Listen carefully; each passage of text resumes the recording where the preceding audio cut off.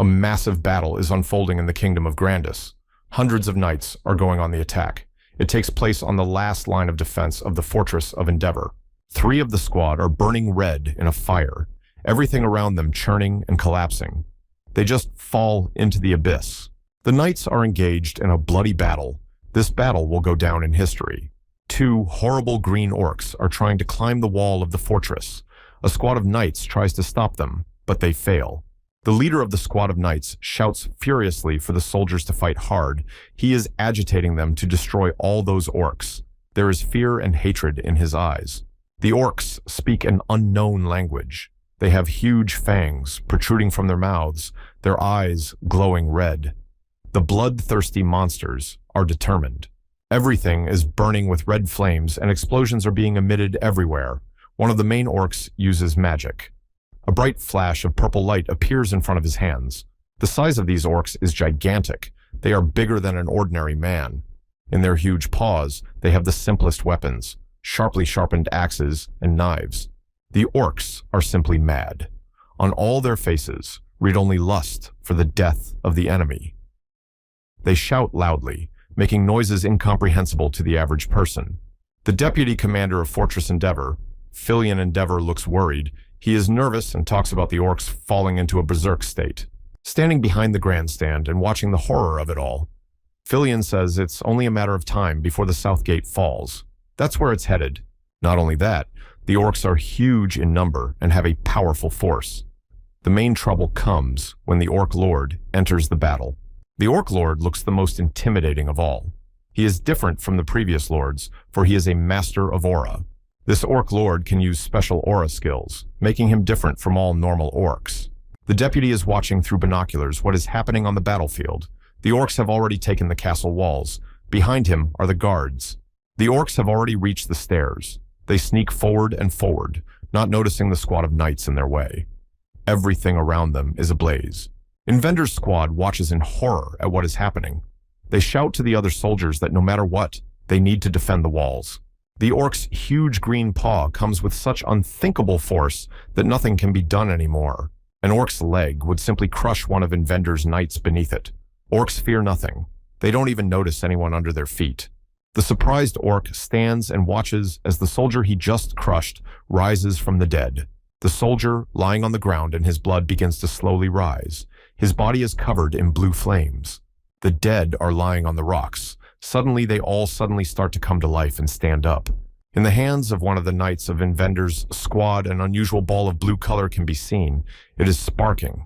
There is a blue shadow around, like a mist. The reviving knight is mercilessly crushed by one of the orcs with its huge clawed paws. But he, feeling no pain, is reborn again. The reborn knights take on a different appearance. They have glowing eyes and look like walking corpses. The orcs can't understand how this is even possible. The living soldiers of Inventor stand perplexed, with their mouths wide open. The revived knights turn into walking corpses. Their bodies are torn, congealed blood is visible from the wounds, and every muscle is visible. One of the rebel knights is all writhing and squirming. Suddenly he draws his sword and thrusts it straight into the throat of the terrified orc. The unthinkable is happening. The rebel soldiers have tremendous power. The orcs are amazed at what is happening. The squad begins to slash furiously with their swords at the orcs. One of the orcs shouts that a necromancer has appeared. The Orc Lord appears on the roof of the castle. He spins around, forming large blobs of fire and ash around him. Everything collapses and explodes into pieces. The aura of the Lork collapses everything in its path. A man in a black cloak appears. He forms purple circles around himself, from which lightning bolts of light emerge. This man is a necromancer. He holds a green orb in his hand. As expected of an aura master, he begins to summon his assistants. Scary monsters appear out of the purple haze. One with red hair and an evil face, and the other looks like some kind of beast with huge fangs. So also came to the rescue a creature with a head of which only the skull remained, all its muscles bare. He looks like a corpse. Now it's their turn. The green creatures and the rebel squad unite and go on the attack. The orc's huge aura swings a spiked bat. Compared to him, the squad and the green creatures seem so small and helpless. She swings the bat with all the force he's capable of. The spiked bat hits the ground. The spiked bat hits the ground with such force that all the opponents around it fly in different directions. The orc lord is wildly indignant and enraged. His eyes filled with blood, his jaws clenched to a squeak. There is a fight between an orc lord and a creature with a skull for a head. The creature attacks the orc with a lightsaber. The orc lord strikes the dead man with his axe. The dead man folds in half and cannot resist him any longer. Then a ravenous beast with a tail comes to his aid. He runs with inhuman speed. The beast grabs the orc, lifting him off the ground. He tries to resist it, but it fails. At this moment, the dead man is holding a sword and trying to stab the orc. An ugly smile can be seen on his face. A fight takes place between an orc lord and a ravenous beast with a tail. The latter has an advantage over the orc because of his inhuman speed. The beast with the tail clenched its mouth so that all its sharp teeth and huge fangs were visible. His gaze was filled with hatred, his eyes burning. Suddenly, he makes a circle of light with his paw. Those try to take cover, but the blow lands directly on the orc lord and he flies away. The orc lord squirmed in pain. The blow hit him right in the lower abdomen. The necromancer fights the orc angrily. With his sword, he chops off his arm, blood spurting from his mouth. A necromancer with such swordsmanship skills. A ravenous beast and a necromancer attack the enemy. They run at an unthinkable speed. A small creature that looks like a fairy appears. It has wings. Compared to the monsters, it is very small in size. No matter what the red-haired monster does, no matter where he is, a small creature with wings is everywhere flying above him, helping him. The monster with red hair swings his two arms fiercely to strike the ground again. His jaw is wide open, revealing all of his teeth. He once again hits the ground with tremendous force so that the opponents fly up and fly away. Everything around him burns and bursts into flames. On the battlefield, lying exhausted, they have no strength to fight any further. A small winged creature watches it all. This winged creature also has its own power. It emits black, haze-like streaks from itself, which has the same effect on the opponent. The orcs are simply shocked at what is happening. Their eyes show confusion, and they don't know how to proceed. The red-haired monster spins around, destroying everything in its path. Almost no one is left alive, all torn to shreds, blood everywhere. Everything is shrouded in black, haze-like streaks. There are red clots of blood everywhere.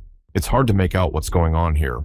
The surviving soldiers who have been watching all of this are standing there, staring at what is happening. Their eyes and mouths are wide open, their pupils constricted. The deputy can't believe his eyes. He's amazed that the necromancer could single-handedly turn the tide of battle. An unperturbed, red-haired monster stands looking out over the field where everything was happening. A small winged creature sits on his shoulder. The orc lord, having lost faith in victory, utters words that he didn't expect mere corpses to be able to stop him. On the ground lies a creature with its limbs torn off, a horrified expression on its face, mouth open. The orc lord stands and looks at the monster with red hair and asks him about the fact that he doesn't think they're enough to overpower him, does he? The necromancer, watching the whole process, says it was amazing and that he finally found a decent body. A hand tries to grasp a sword assembled from bones. The necromancer continues to say that the one is worthy of being to become one of his comrades. You can see the anger and hatred in the necromancer's eyes as he swings his sword. A necromancer attacks an orc lord, and a fierce battle ensues between them. The necromancer possesses inhuman speed, a sharp sword in his hands. The orc lord begins to use his best skill, the aura skill. Behind him, his large aura appears, which repeats everything exactly after him. The aura he created around him clenches a fist that is several times larger than the necromancer and tries to strike him. The necromancer instantly tries to dodge this blow and begins to disintegrate. His arm begins to disintegrate into pieces. The orc is at a loss as to what he is doing. His gaze was fierce, his teeth clenched, his face wrinkled. The necromancer holds a sharp sword with a golden hilt. He tries to attack the orc, but the orc successfully defends himself. The orc's face shows a gloating smile. There are massive explosions. Everything is blazing. Everything is exploding. Everything is burning brightly. The orc lord has a huge axe in his hands and is chopping the bones of the dead with it. The orc lord grabs the skeleton of one of the monsters and chops it up with his axe. The necromancer tries to stop him, but he is powerless in this situation. Flashes of light blinding the eyes. Everything crumbles and shatters. The necromancer stands, and behind him is his army. Across from them stands an embittered orc. He has one hand clenched into a fist and is holding a weapon in the other. The necromancer's feet began to consume the bones that form from beneath the ground. Everything beneath him burns with purple flames and tries to consume. The necromancer's body is almost completely taken over by bones. Memories begin to flash in his mind, the faces of people dear to him. A dark-haired girl with big brown eyes stands and thinks about something. The girl with greenish hair squinted her eyes and immersed in her thoughts. You can see anger in the necromancer's eyes.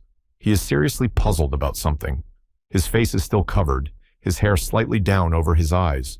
Two girls, one with dark hair and long, the other with short blonde, flashed in his mind.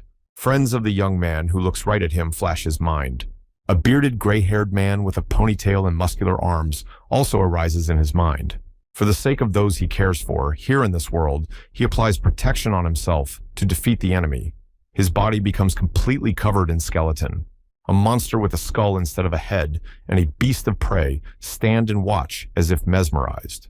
The red-haired monster with red eyes, who has a small, winged creature sitting on his shoulder, is also watching everything going on intently. The necromancer was completely covered in bones. A bony armor has formed on him. It covered his chest, arms, and legs. A steel sword can be seen in his hands. The orc lord stares dumbfounded at the necromancer. He was even more angry when he saw that the necromancer was wearing armor that protected him. The orc fiercely tells the necromancer to face him in battle for the last time to continue living as Andreas Cromwell. The necromancer starts swinging his sword with great speed. He is very determined with his hands clenched in tension. There is a violent fight between a necromancer and an orc lord. Everything goes up in flames. Those watching are in complete shock. The red-haired monster stands with his teeth clenched. A small winged creature sits on his shoulder, also watching. The necromancer's eyes are filled with rage and hatred. He has only one thing on his mind, that he wants to destroy the orc lord and defeat him. The orc lord applies his advantage skill. The necromancer tries to dodge this blow.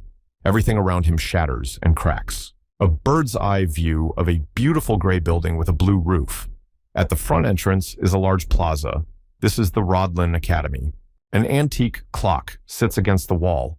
This Academy of the Empire is the most prestigious, where those recognized as promising come to study. Students are gathering in the hall. They are all those who are hiding their identities. They are wearing black cloaks with hoods. While the gathering is going on upstairs, a purple flash forms on the stairs downstairs in the basement. Andreas stands, cowering. You can see the fright in his eyes. Behind him, a blonde-haired man stands and calls his name. The man's name is Heron. The room looks like a morgue. There are tables everywhere with dead creatures lying on them. All the floors and walls in the room are stained with blood. Karen asks Andreas about where the body he worked with last week lies. He rebukes him for not being able to remember it. Two guys standing with their backs to each other. They're researchers of forbidden black magic, necromancers. If anyone finds out about this, Andreas will be executed on the spot. A red liquid that looks like blood pours from a large vessel with a narrow neck. Because of this, Andreas has to conduct his experiments in secret. He holds a vial from which a red liquid, similar to blood, pours out. There are signs depicted on the site. In the middle of the image lies a dead body. Heron and Andreas are preparing to perform some kind of magical ritual. Sharon is holding a skull in one hand, and from his other hand, a blue light that looks like smoke begins to emit and spread everywhere. Andreas has his eyes wide open, watching it all. A strange blue mist spread across the room. The dead body that was just lying in the middle of the platform begins to rise. It is engulfed in blue light. Behind him, Andreas is watching. The revived corpse begins to decompose and screams loudly. It withers and squirms. Another magical practice has failed. Charon instructs him to clean this place up and go upstairs. The body that had been ritualized was just a skeleton. The room is shrouded in darkness. Only the dim light from the torch on the wall makes it possible to see anything in the darkness. The mop rag had completely absorbed the blood. It's now a crimson color. He's trying to clean up the blood with a mop. He reasoned that even though it was dangerous, he felt he was getting a lot out of it. There are mysterious books on the shelves. They look frightening. Some of them have skulls on them. Some have strange drawings. Taking the golden book, Andreas reasons that this is the only place where he can read decent books about black magic. He walks back up to the room where the blonde-haired man is and apologizes for being long. Sitting at a huge table is Karen. He asks Andreas about the fact that if he has half the day to clean, how is he going to do all the work himself? Heron looks at Andreas sternly. He talks about the fact that he trusted him with a simple job, and he is so worked up. His face frowned. He says he won't tolerate another one of his failures. Andreas looks at him and says that he will do his best and will try his best. Rising from his chair, Heron tells him to go to Binhala's National Cemetery and bring him another body, and he gives him another chance. The second tier of the room is enclosed by a partition. Karen reminds Andreas that he accepted him into the academy, despite the fact that he is an orphan. Heron, with a serious face, goes on to say that Andreas must constantly prove that he is worthy of life. Andreas realizes that he's just going to be another body for his experiments. He wouldn't like that very much. Walking over to the closet, the man finishes his speech and tells him not to let him down and tells him to leave. Andreas folds his arms guiltily. As he leaves the office, Andreas thinks about the fact that Karen didn't even cover his travel expenses. The students are crowded around the door, all looking at him. Andreas guesses why everyone is staring at him like that. He starts to get angry. The students look at him in amazement, while marveling at how and why he is still here. Andreas angrily pushes everyone away and hurries to get away faster. He yells at them that this is not a show and for them all to get out of his way. He is furious. The students look after him. Andreas Kronwall is a student in the magic department. He is in his junior year. He is not endowed with any talents. An old, shabby gray building comes into view. It is dreary and gloomy. Andreas is holding on tight to someone's leg and begging to be left at the academy. He's the academy's worst-ranked, third-rate villain. Andreas tearfully begs to be given a chance to continue his studies, but even though he doesn't want to, he has to continue living as Andreas. A disc with a game called The Great Sin. Makoto Kaneshiro, inside the world of the game, plays as a character named Andreas. A stone-faced Makoto Kaneshiro stands in the background of the city. He is a special forces officer who has been unable to adapt to normal life in society. This same man, but now all overgrown and having lost the meaning of life, believes that the only thing that keeps him going is the game The Great Sin. Makoto Kaneshiro sits behind his computer screen. He looks like a zombified man. He finally managed to get through this game in week 12. Suddenly the phone rings. He picks up the phone. Someone with detailed knowledge of his personal information and gambling habits is calling him. He is very surprised by this call. He quickly tries to immediately turn off the computer by pressing the button on the system unit. On the screen appears the caption, Game Character, Makoto Kaneshiro, Andreas Cromwell. He became a playable character 6 months before the main story began. The character Andreas, played by Makoto Kaneshiro, opens his mouth and screams in terror. He is a character who is always followed by the shadow of death. The main characters of the game look intimidating and determined. Among them are 2 guys and 2 girls. They find out the real identity of Heron and kill him. A black creature in female form with blonde hair and bright eyes looks very scary. It forms golden stripes around itself. Andreas is in the large hands of Karen. He realizes that if he doesn't find a way to escape him, he won't be able to avoid becoming involved in the events. Andreas stands wide-eyed, a look of fright in his eyes. Behind him are some scary monsters. It's a sunny day. Classes are in progress at the academy. Some of the students are already going home, some are just going to study. Andreas is sitting on a bench in the park, musing about something. He realizes that he has no choice but to become stronger before everything starts. He realizes that the only thing he can count on is the 2 special features he'll get when he plays for 13 weeks. Andreas gets up from the bench. One of those skills got the dual essence trait, which allows you to use both magic and ball possession. In Andreas's mind, an image of a beautiful golden sword arises that has a powerful force and can help him. He walks down a path in the park and reasons that he can't survive by focusing on just one of these skills. He needs to possess both. Looking at the hand on which the ring glistens, he realizes that he has no choice of the skill that will best enhance his necromancy. He clenches his fist with all his might and tries to calm himself down and set himself up for everything to be okay. An electronic scoreboard appears in front of Andreas's face with a selection of characteristics. He looks at the electronic scoreboard and realizes that this is the first time he's seeing this skill set, and there's really an informed choice to be made here. Andreas learns each skill and tries to apply it on himself. He realizes that the way of weapons, the king of beasts, is definitely not suitable for him. He realizes that the choice needs to be approached thoroughly and decides for himself that he will start by looking at skills he hasn't seen before.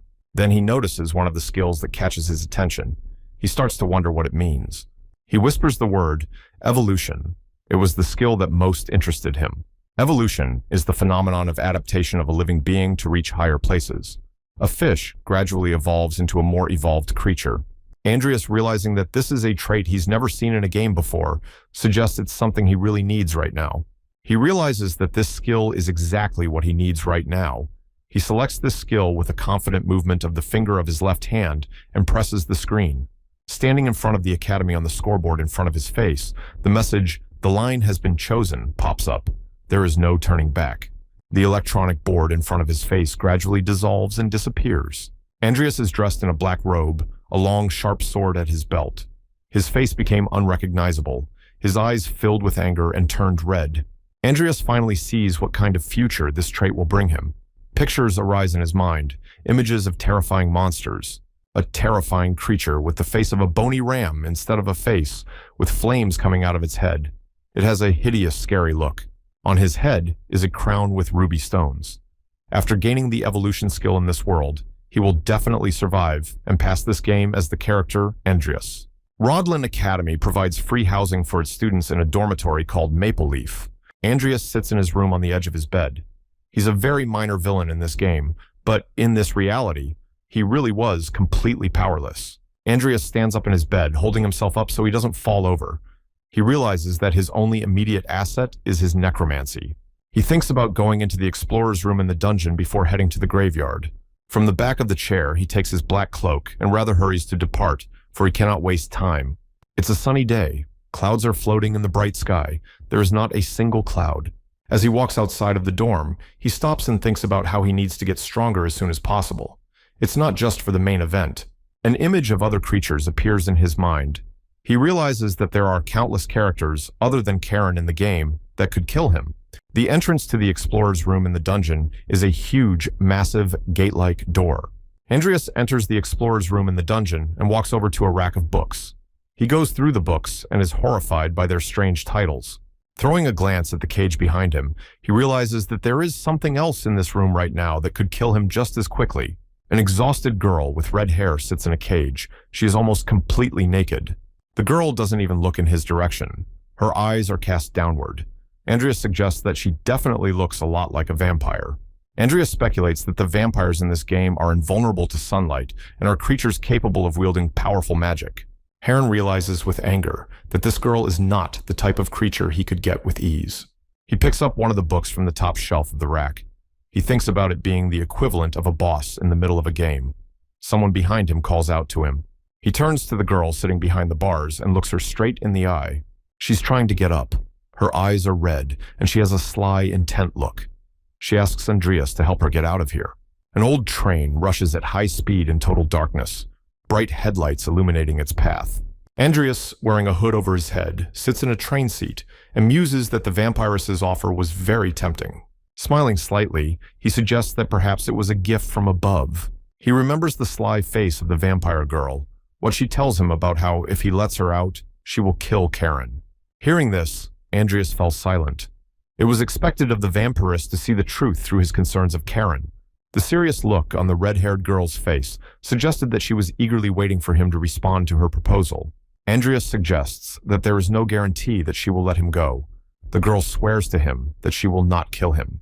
Her sly look gives away her nature. She is definitely lying. She repeats again that she is telling the truth and swears again. A look at her face convinces him that she is definitely lying to him.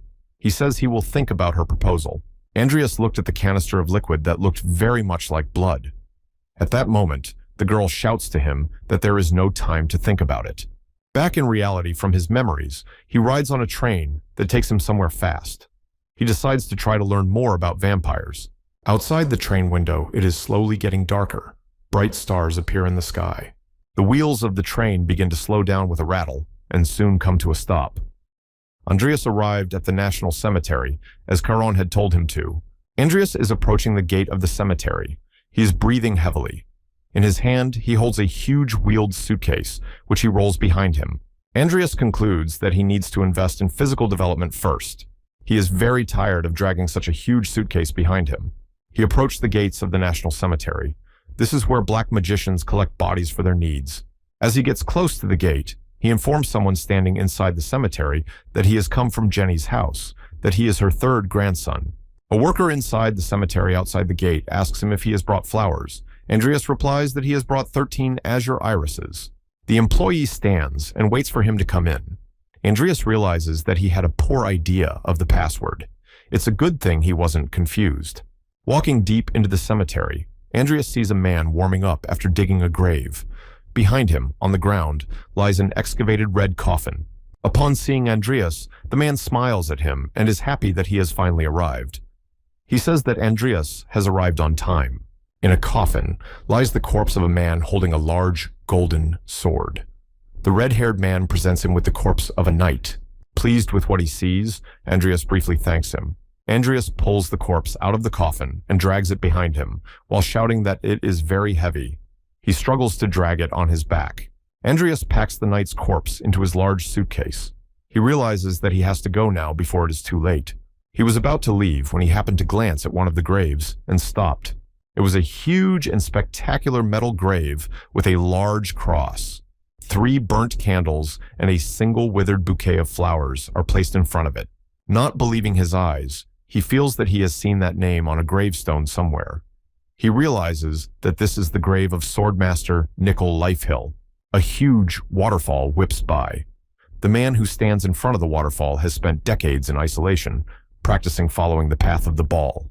A gray-haired man with a disheveled head of hair and a beard is very much puzzled about something. He is completely immersed in his thoughts. The man looks unkempt. His clothes are ragged. He's waving his sword. In this way, he is practicing and watching the sword's movement. Suddenly, he loses his strength and falls to the ground. He sees this branching tree in front of him. The sun's rays blind his eyes. This man dedicated decades of his life to the sword and became master of aura.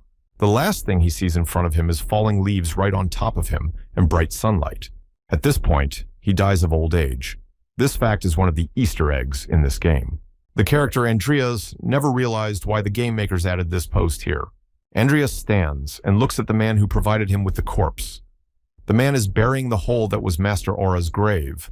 Andreas introduces the Death Knight he created from the body of Master Aura. He will be on a large black horse that is completely covered in armor. He presents such a picture. The creature that Heron created simply disintegrates into bones. Heron realizes he can't create a high-ranking one. Andreas is standing. A suitcase with a corpse is standing next to him. He keeps thinking that after his evolution, the situation will take a different turn. He sighs deeply and looks down at his feet. He thinks to himself that he definitely needs a body with good latent abilities.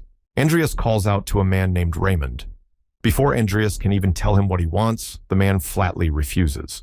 Angry, the man drops the shovel, leaving the hole unburied.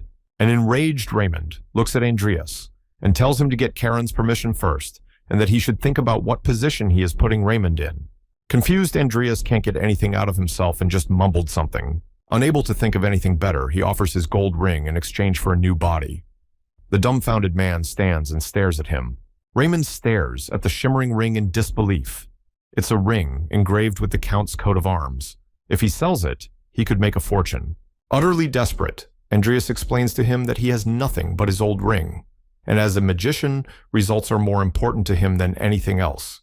Andreas convinces Raymond to keep it from Karen. He puts the ring directly into his palm. He agrees to the deal. Andreas was very happy that the man finally agreed, despite the fact that it was the ring of a fallen noble house. It was impossible to resist. The full moon illuminates the entire cemetery. Andreas suggests he dig up the second corpse where the Master of Aura rests. Andreas looks into the coffin and sees an elderly gray-haired man lying in it. As he closes the lid of the coffin, he thinks about his future that he saw yesterday and dreams that it will finally begin. Behind him, a bony monster emerges from the flames of the fire. He looks terribly frightening. He is holding a sharp sword, his eyes glowing red. Karen looks appraisingly at the body of the knight that Andreas has retrieved from the graveyard and says that it is a suitable body for their upcoming ritual.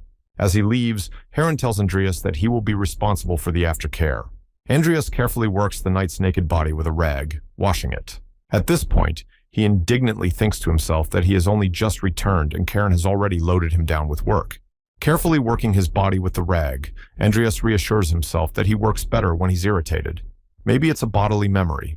A little tired, He touches his head with his hand and realizes he needs to get this over with quickly so he can start exercising sooner. Andreas starts mopping the floor. He gives the traces of blood from the pad a good scrubbing. Above him hangs the suspended body of a corpse.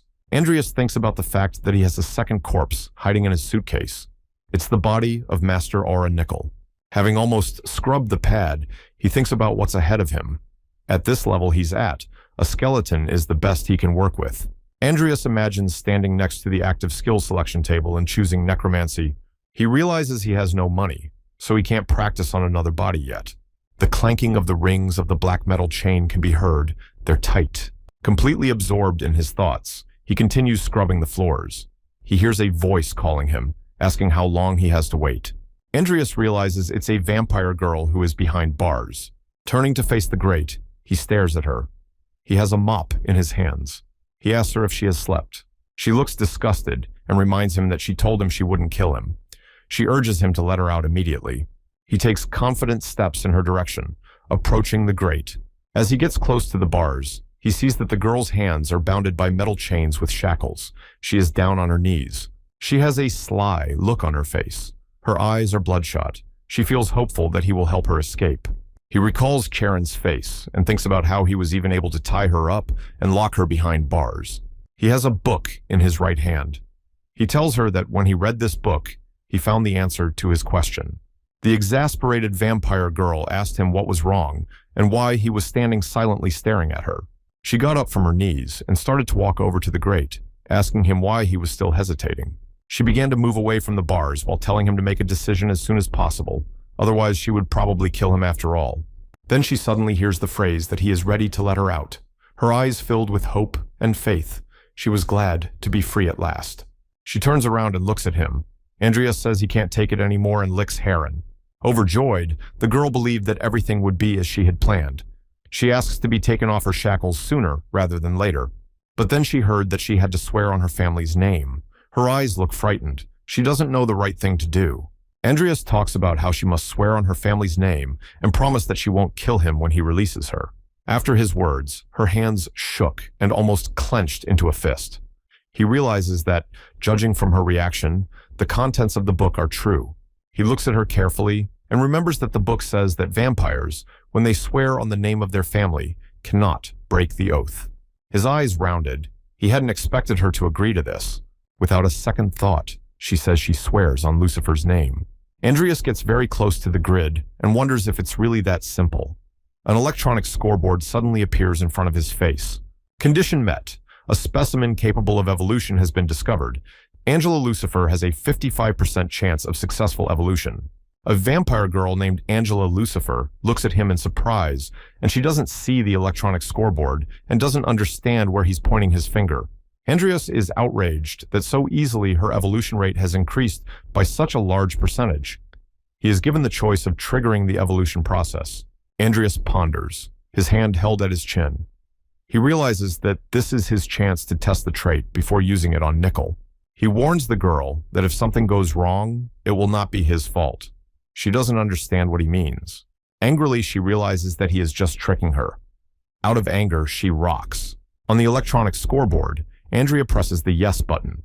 This means that he has decided to start the process of Angela Lucifer's evolution. Suddenly, the vampire girl's red eyes fill with hatred and rage.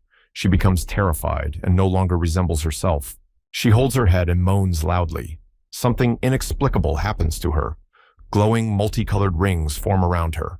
Andreas watches in horror. She screams and moans. Drops of sweat come to her face. Tears are streaming from her eyes and drooling from her mouth, and the veins on her forehead are swollen. She looks awful, as if someone unknown has taken up residence in her. The girl is screaming, and foam is coming out of her mouth. She's wriggling and squirming all over. Watching the goings-on behind bars, Andreas is dumbfounded, unable to understand what's going on here. After this attack, the girl just falls to the ground and stops moving. Andreas tries to call out to her and tells her to get up. The stone staircase that leads to the basement is illuminated by a dim light. Andreas learns something new about this feature of evolution. On the couch lies the body of Aura Master Nickel. Andreas carefully treats his body with a cloth. Laying his body on the ritual pad, he holds the bowl in his hands and thinks about how it would be okay if he summoned him right now. Andreas proceeds to perform the ritual. His face is determined. Some kind of black powder is visible in his hand. In his hands, a hovering rune forms from the powder and emits clots of blue light. He begins to summon the skeleton. Right now, a basic necromancy called skeleton summoning has been activated, one body detected. Andreas looks on, holding a glowing rune in his hands. His eyes are wide with amazement. He realizes that there is no turning back. He exerts a tremendous amount of effort, but for some reason his body does not rise. He does not immediately realize what is happening here and continues his ritual. He is amazed that it takes that much mana to just lift a single skeleton. The corpse's skin slowly begins to peel off the body. The bones begin to show. A small amount of time passes, and only a skeleton remains of the body, leaving bare bones. The skeleton tries to get to his feet. A glowing ray of blue light burns around him. Andreas looks at everything that is happening with his mouth wide open. An electronic scoreboard appears, announcing that Andreas has successfully completed the skeleton summoning. His necromancy level is increased from 1 to 3. The skeleton tries to get to his feet. A glowing ray of blue light burns around him. Andreas looks at everything that is happening with his mouth wide open. The electronic scoreboard that appeared in front of Andreas reports that the corpse's level is transcendent. He could gain some self-awareness from his past. The skeleton is fully recovered. He stands confidently on the pad and is all crispy. It's like he's smiling. This skeleton is a warrior. He has special traits of self-awareness, and his main skill is the sword. Skeletal mastery is a state of being at the peak of the highest stage of professionalism. Andreas stares at the skeleton in amazement and questions him about whether he was really the master of aura when he was alive. The skeleton begins to make some sort of incomprehensible gesture with the index fingers of one hand. Watching his finger, he asks him the question, does he assure himself to Andreas? The skeleton, with a confident look, makes the kind of gesture that means okay. It means that the skeleton trusts Andreas completely. Andreas smirks, a snide expression on his face. He's already imagining what's going to happen next. Andreas sits in his room on a chair with his feet up on the table, his face filled with humility and joy. He is anticipating further success. He's looking at some notes on his wall. It's a calendar. He realizes that there is still about a year left before Karen dies. Sitting at his desk, an electronic scoreboard appears in front of him. Studying it, he concludes that if he wants to survive, he has a lot to do. An inscription that characterized his main traits came out on the electronic scoreboard. Even if one didn't use summoning skills, their quality was still increasing. Andreas hears a rumble behind him in the room. He rises from his chair. He brings up an electronic scoreboard that gives him the choice of calling on one warrior skeleton. He chooses an option and presses the yes button. Just then, Nickel's skeleton emerges from the blue hallway. He tells him to come into the room. The skeleton's bones crunch. Andreas realizes that it will be bad if anyone sees him. He makes a decision to get dressed as soon as possible. The dormitory provided by Rodland Academy is covered in sunlight. It's a beautiful summer day. Andreas dresses the skeleton in robes. He is wearing a long hooded cloak jacket, dark gloves, long boots, and a maroon scarf around his neck. After looking at what Nickel's skeleton looks like, he talks about how no matter how you look at it, it now looks like a human. The clothed skeleton begins to demonstrate his abilities. He holds a sword. He wields it skillfully. Andreas looks at him satisfactorily. He makes sure that what was written in the clues from the creators of the game is true. He really is a master of his craft. Even though he died while practicing, he still practiced despite being dead. It's amazing. On Andreas's face, a smile can be seen on his lips. He realizes that this plus for him anyway. Andreas clenches his fist. He realizes that he's finally found the ability to develop his not-so-good trait. Master Aura's skeleton is still practicing hard. Andreas calls out to him. Stopping his action, the skeleton looks at him questioningly. Andreas asks to be taught how to wield a sword the way he does. An information scroll for Andreas comes out on the electronic scoreboard. It says that in the world of great sin, talent and rank are important factors. The skeleton is trying to teach Andreas the proper moves. Andreas is holding a stick instead of a sword, just in case he gets hurt. As he makes the movements, as he swings his sword, drops of sweat come to Andreas's face. He feels as if his muscles are on fire. An image of the creatures arises in his mind. He feels envy, but is pleased that Nickel is teaching him how to achieve a body like those creatures. He imagines himself as a jock. If Nickel teaches him what he himself is perfectly capable of, he will be able to use that aura in the future. Andreas mentally imagines a blue light burning in his ribcage and a red light burning in his lower abdomen.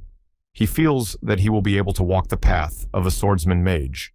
He is well aware that development will be difficult for him, but if he can handle the initial phase, he will become stronger than anyone. Andreas is completely immersed in his fantasy. Suddenly, someone pinches his arm. Andreas smiles and chuckles. It was unexpected. It tickled him. He sees that it was the skeleton that pinched him. With a nonchalant look, the skeleton tells him to concentrate, and still makes the strange gesture of rotating the index finger of his left hand. Smiling slightly, Andreas asks him about how he can squeeze his hand so hard when he's just a pile of bones. Putting a hand on his shoulder and squeaking slightly, he explains to him that he was special forces when he was alive, that physical training is not a challenge for him. Nickel remembers himself as he was when he was alive. He was special forces. All the action takes place in the dormitory of Roland Academy in Andreas's room. Andreas is sitting at the table. Since he let Nickel out today and didn't go to class, how much his necromancy level has increased. Holding a mug in his hand, Andreas calls up the electronic scoreboard to familiarize himself with his information. Andreas clicks on the electronic scoreboard screen and sees that in about 5 hours, his necromancy level has risen by 2 units. 200 hours are required to advance to the beginner level. After reaching the beginner stage, progress should become much slower. Suddenly he realizes that Karen hasn't summoned him to his side in quite some time. Andreas imagines in his head a vampire woman behind bars. He realizes that completing evolution takes a lot of time, so it's okay. Andreas focuses on the idea that completing evolution takes a large amount of time, so I guess it's okay. Suddenly, someone abruptly interrupts his train of thought. He turns around indignantly. It's the sound of sword swinging that keeps him from concentrating. In front of him stands the skeleton Nickel, who still continues to swing his sword. His training doesn't stop for a second. Wiping the sweat from his forehead, Andreas turns to the skeleton and says that he realizes that the skeleton is not tired since it is inanimate and calls it something. He begins to fantasize that if he had potions, he could train and heal himself indefinitely. Healing potion heals internal injuries and removes fatigue. Generation potion heals external wounds and speeds up recovery. This is where he thinks about brewing them himself. He understands what ingredients are needed, but he doesn't know their specific ratios. Andreas gets up from the table, taking his robes from the back of the chair. He needs to attend a few classes and replenish his knowledge of potions. Andreas is determined to go to Roland's Academy. It's a majestic building with a dome. Opening the door, he stands on the threshold and looks to see that there aren't many people in class. The room is practically empty. Opening the door, he stands on the threshold and looks to see that there aren't many people in class. The room is practically empty. The two sitting at the desk are discussing why Andreas came to the potions class. They say that he wants to attract girls that way. The quiet hum of the students' discussion can be heard. They say that Andreas's family is already at the bottom anyway. Andreas tries to ignore them. He realizes it's easier for him to keep quiet. He's not here to attract attention. His expression becomes angry. He is very unhappy that everyone thinks of him that way. He's going to show everyone what he can do. As Andreas walks up the steps to his seat, a blonde-haired girl from another row watches him. The girl sighs heavily as she looks at Andreas, emitting a stream of air from her mouth. Outside the lecture hall door, the instructor can be heard loudly asking the students for silence to form. From a bird's-eye view, the academy looks majestic and very beautiful. A medical herbalism class is in progress. Andreas concludes that what is happening so far is not too different from what happened in the game. Tired of listening to what the professor is telling him, Andreas wishes he would hurry up and get to the mixing proportions. The professor says the next thing they'll talk about will be a method for creating physical enhancement potions. Running a pointer across the board, the professor reminds us that this potion is based on macaima leaves and 3 other ingredients. He's angry over the fact that even though this is an intermediate level course, the professor is teaching them a potion that has so many side effects. Andreas rises and raises his hand, asking the professor to ask a question. He allows him to do so. Andreas asks him why he doesn't add hampis extract and matarata root. The professor looks at him dumbfounded through his glasses. The blonde-haired girl sitting at the desk a little farther away from him looks at Andreas in surprise and can't believe her ears. Andreas leans confidently on his desk. Everyone stares at him in surprise, not hiding their irritation. But Andreas is sure he's not wrong. He tells Andreas that if he wants to put them in there, he can just boil the soup. This is when all the students start laughing out loud. But Andreas knows for a fact that everything he just listed are the ingredients needed to create a physical enhancement potion. Andreas suggests that perhaps this recipe hasn't been discovered yet.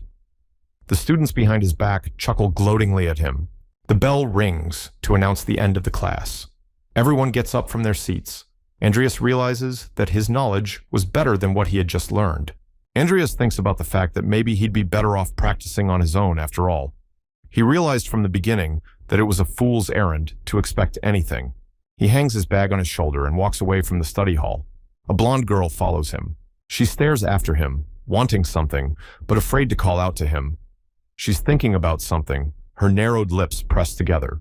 The large corridor of the research department at the academy comes into view. The corridor is very gloomy. Only the dim light of a lantern illuminates it.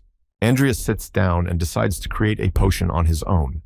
There are many chemical vials and substances on the table where he is working. After mixing a few ingredients, an electronic board forms in front of his face, saying that the creation of the potion failed.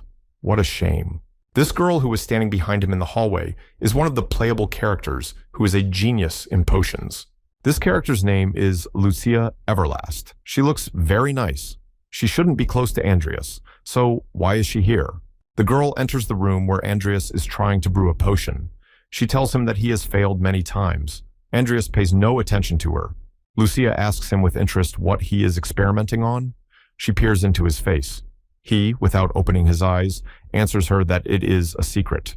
Without turning his face, he continues to tell her that he went to class and didn't take away any knowledge, but the number of his problems were increasing. Andreas is writing something down in his notebook. The girl looks at him and remains silent. The room is dead silent and tense. Slightly offended and folding her arms across her chest, the girl tells him that he is truthfully embittered. Andreas is already tired of her presence. Andreas turns slightly in her direction. Lucius tells him that she didn't think he was the kind of person who would be the first to suggest something. Here, she angrily and suddenly slams her slender palm on the table. She walks close to the table and asks him if he would like to do research together. Lucia enigmatically looks right into his eyes while she asks him a question about, "Isn't that a great idea?" Andreas realizes that there is no need for him to refuse, but continues to further pad his price. Making a nonchalant expression on his face, he looks at her and asks her what she wants from him. The girl sadly asks him about the fact that is it weird that she wants a research partner? Andreas indifferently replies that it won't do her any good.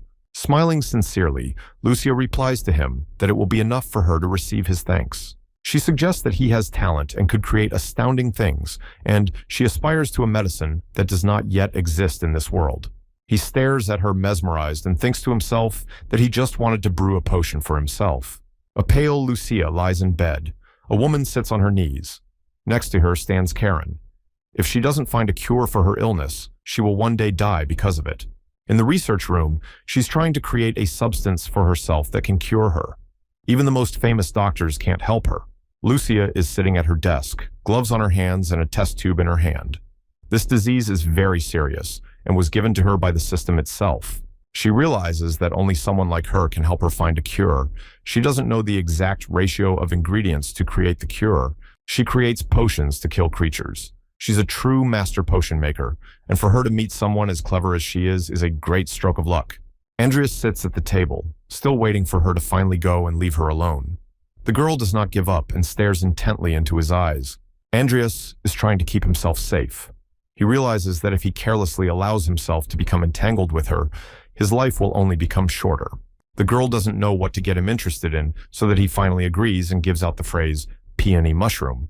Andreas lowered his head, trying to hide his surprise. He realized at once what she meant. She tells him that they are also required to create the potion. She knows the basic ingredients that no one but him was supposed to know. Lucius points to the vial in which the potion is brewing. She asks him if he couldn't make this potion by adding peony mushroom to it. The atmosphere in the office is tense.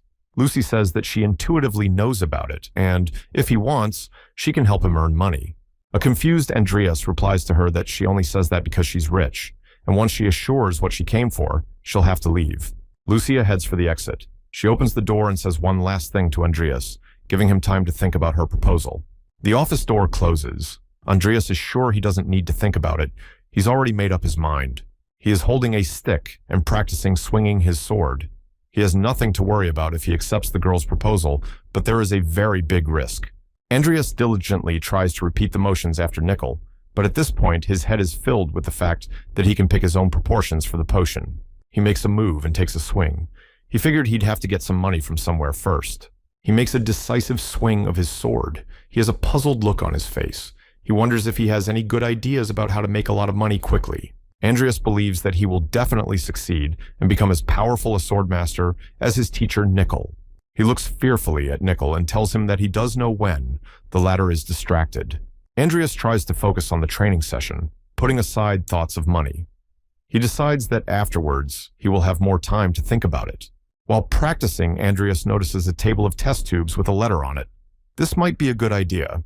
He reasons that his only idea is to ask for money from his sister, who has sent him a letter saying she misses him very much. He feels worthless.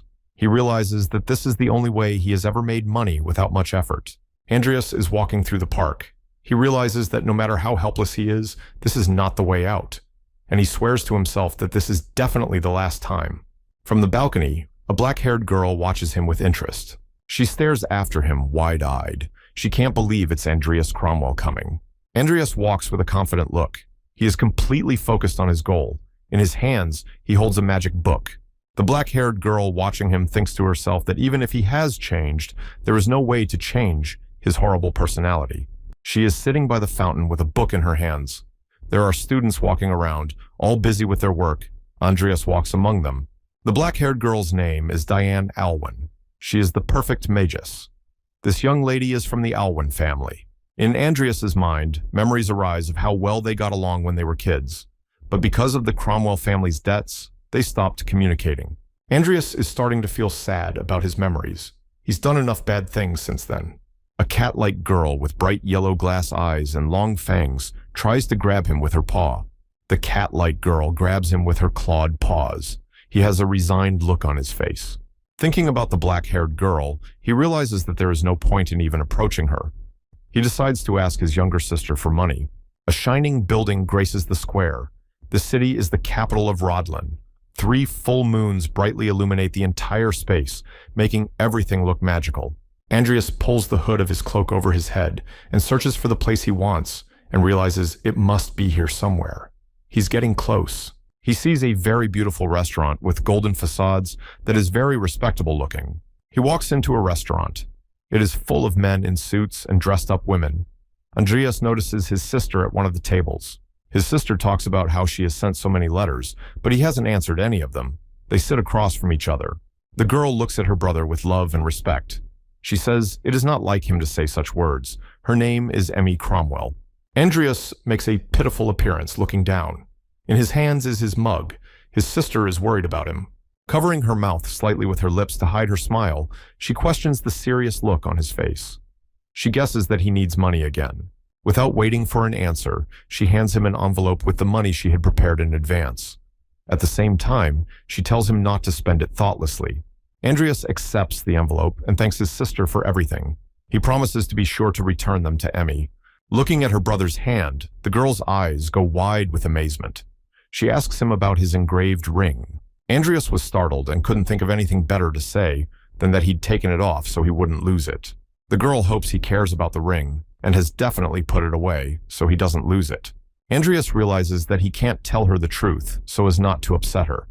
But she has a frightened expression that gives him away. The girl talks desperately about how whatever happened, he shouldn't have. Emmy doesn't have time to finish the sentence before Andreas lowers his head and starts apologizing to her. Emmy jumps up indignantly. A chair falls from under her with a clatter. She exclaims to him to get out, that she doesn't want to see him anymore. The girl shouts indignantly to her brother not to come here anymore and that he doesn't owe her anything. Andreas tries to stop her. He shouts after her that he will bring him back. His eyes are filled with despair and drops of sweat come to his face. His mouth is wide open. Andreas looks at the slammed door. This is the first time he's seen Emmy in this state. His engraved ring was very important to her. Tears come to his eyes and cover his eyes. He cannot hold back the tears, his lips trembling. He doesn't realize what this terrible feeling is that has taken hold of him. It's the first time he's experienced it. Andreas is annoyed. He promises himself that he will be sure to return the ring as soon as possible. Nickel, in his SWAT uniform, stands at the grave and salutes. He thinks about what's the point of life if you just exist. Nickel, already retired from Special Forces, scraggly and bearded, realizes that he wasn't happy when he was surviving on his own. Andreas takes a serious look. He realizes that he has to deal with what he has. He decides for himself that he accepts Lucia's proposal. It's dawning over the academy. Everything is lit with a beautiful warm light. Someone's voice telling them to get up and run around a bit. Andreas is engaged in jogging. Lucia is lying on a bench, doing nothing. As he runs past her, she shouts to him that he will succeed, even though he is a dumbass. They're hard at work practicing potions. They're trying to get what they want. But so far, nothing's been successful. Andreas has taken a thorough look at his physical shape. His body is gradually gaining relief. At this moment, Lucia is just sleeping on the bench. They are carefully trying to brew the potion they need. They have concentrated expressions on their faces. They spend all their free time practicing and experimenting. Lucia lies on the couch all the time because of her illness. Andreas feels that sometimes she changes and helps to make things faster. Andreas is working on the potion, while Lucia continues to sleep. He asks her why he feels like he's the only one trying. Andreas feels like she's pissing him off. He is holding a flask with a green chemical substance in it. Lucia sits behind him, covered with a plaid. She advises him to reduce the amount of matarata and increase the amount of Todoros extract. He accepts to do as she advises him. He does as Lucius told him to do. He knows that her intuition is very accurate, and sometimes it gets right to the root of the problem. Andreas is meticulously grinding the grass. He does it all for the money. He realizes that working together with Lucia is really better. From a narrow test tube, he adds some red substance to a large test tube, which begins to gurgle. Not to be mistaken, Andreas takes a pipette and draws the resulting substance into it. To make sure everything is extremely precise, Andreas uses a pipette to add it drop by drop into a narrow-necked flask. The red droplets sink into the violet substance and mix with it to form a homogeneous liquid. Suddenly, an electronic scoreboard appears in front of him, saying that he has produced a medium-level enhancement potion. Andreas jumps up from his chair with joy. He is insanely happy that they have succeeded. Frightened, Lucia asks him what happened. Andreas turns around to the girl. A happy expression can be seen on his face. He smiles slightly and shouts that they finally got it working. On the electronic scoreboard, it pops up that his potion's talent, which has a temporary enhancement, has been obtained. All conditions have been met. Andreas looks at the scoreboard in surprise. He is surprised that he has received a new talent that he has the ability to develop to 33%. Condition met. A specimen capable of evolution has been discovered. Angela Lucifer has a 55% chance of successful evolution. His face expresses utter despair. He realizes that 32% is even lower than when he triggered the vampiress's evolution. The electronic scoreboard disappears in front of Andreas. He realizes that it is better to leave it for now and refuses to use the option offered to him. A delighted Lucia says that the potion they brewed can be drunk every day and that it has virtually no side effects. Agreeing with her, Andreas tells her to do it, since practically all the work before was done by him. The girl joyfully jumps up and raises her hand in the air. She tells Andreas that she will be busy with the exam starting tomorrow. The sky above the academy is already getting darker. The sun is almost over the horizon. It's getting gloomy. The electronic scoreboard reports that there are 14 days, 21 hours, and 33 minutes left until Angela Lucifer evolves. Angela also lies behind the bars, shackled in chains. Her eyes are full of emptiness and despair. The girl is lying there thinking what she did. Her whole body is aching and guttural. She is shrouded in a purple haze. But she feels that there is something more to this pain. A fast orange train is passing through a tunnel. The teacher's stern voice says that when they reach the exam location, the students need to all gather together so he can explain how it will be administered. Andreas is sitting in a wagon. He has a black bag in his lap and a book in his hands. He is concentrating on the fact that people don't want Lucia to be able to pass the first exam. He looks up at the tall, golden tower. It's all shimmering with gold glitter. It looks very mesmerizing. The teacher says that after this, the last part will take place in this magic tower. Andreas reminisces about how hard he's been practicing. He tells himself that he practiced a lot, so his necromancy and sword skills have grown considerably. Looking up from his potions book, he reassures himself and says that everything will be fine if he can pass his exams. He realizes that the vampire's evolution is complete. So maybe we should check on her. She's still in Karen's custody. Students are sitting in the carriage. Andreas is sitting among them. He is thinking about the fact that if he makes an excuse when he gets back, he can go and check on the vampire girl. Across from him sits a black-haired girl. A girl with a bow on her head asks a black-haired girl about what she thinks the exams will be like this time. She says with a satisfied face that the task and the composition of the group will be random, so if you're lucky, it will be easy. The girl with black hair says she doesn't care who they put her with. It doesn't matter to her. The girl with the bow tie takes her by the shoulder and says that even in such a matter, she is a model student, covering her mouth with the palm of her hand so no one can hear what she's saying. She whispers in the black-haired girl's ear that it's not that simple. The black-haired girl doesn't understand what he means. She points a finger at Andreas and asks, what happens if she gets in the same group as him? Andreas puts his book in his briefcase. His physical condition had gotten much better. His body began to show relief. His arms became more pumped. His chest became wider. Here the girl with black hair rounds her eyes wide and realizes that this is a scenario she had not even considered. Suddenly, the teacher's voice is heard, informing them that they are arriving at the Auckland training station in 1 minute. The train stops, and the teacher tells everyone to go to the exit. The students got out of the train car. The rest get out, including the teacher. Everyone stands and waits eagerly to see what the teacher will say and what the assignment will be. They stopped outside the Auckland training station. The teacher talked about how, as previously reported, the third-year exams would be a group assignment with random members of the group. The teacher looks at the sheet and says that each group will consist of 3 students from the warrior branch, 1 student from the mage branch, and a mentor. All the students are mesmerized, listening to what he is saying. The groups have until tomorrow to complete the assignment they have received. He wishes good luck to everyone involved. The building looks a little gloomy. It has a typical design. The announcement of the bands begins. It's a sunny day. There is not a single cloud in the sky, only snow-white clouds. Andreas realizes that something unpleasant awaits next. There are an odd number of villains at the academy, except for him and Charon, and in this exam, 2 of them are in his group. All of the students are looking at the teacher.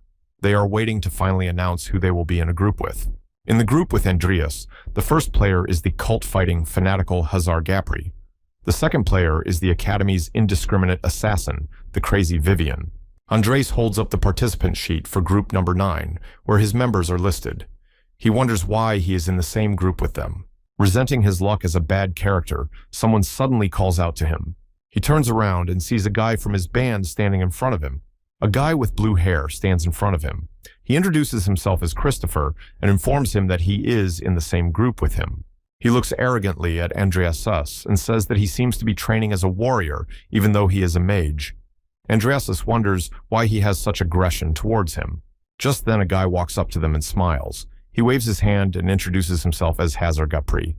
Behind him stands a girl who is also a member of their future team, Vivian. Fanatic Hazar smiles at everyone all the time. He has a happy expression on his face. He talks about how he thinks being an unfriendly warrior is a bad thing. Behind her, standing behind her, a girl with a disgruntled face introduces herself as Vivian Belkag. Her lips tighten. She thinks they're fucked up guys. Christopher asks Hazard, who else isn't friendly? He tries to show with his hand that he doesn't mean that. Andreas concludes that there is even a bandit-like knight in this group. Andreas turns to Christopher and asks him why he should leave alone a mage copying warrior training. He replies that he doesn't mind everyone needing a little exercise. That's when the handler comes up and talks about them not fighting. Their problems do not end in this group. Andreas looks indignantly at her handler. She stands leaning against the wall and spits. She has a cigarette in her hands. Andreas wonders why they also have a bull on their handler. The curator looks at his team and says he thinks about it being his worst group. Some amount of time passes, and the teacher says that since all the members of the group have gathered, the group can get their assignment. He asks everyone to try to come back alive. Andreas's team is assembled. On the face of it, they seem completely different, unsuitable for each other. But Andreas has high hopes that they will succeed.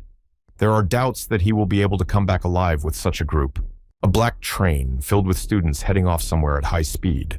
In the carriage sits a woozy curator, smoking a cigarette and introducing herself as Claire, the curator of the 9th group. Christopher sits next to her and looks at his mentor with shock.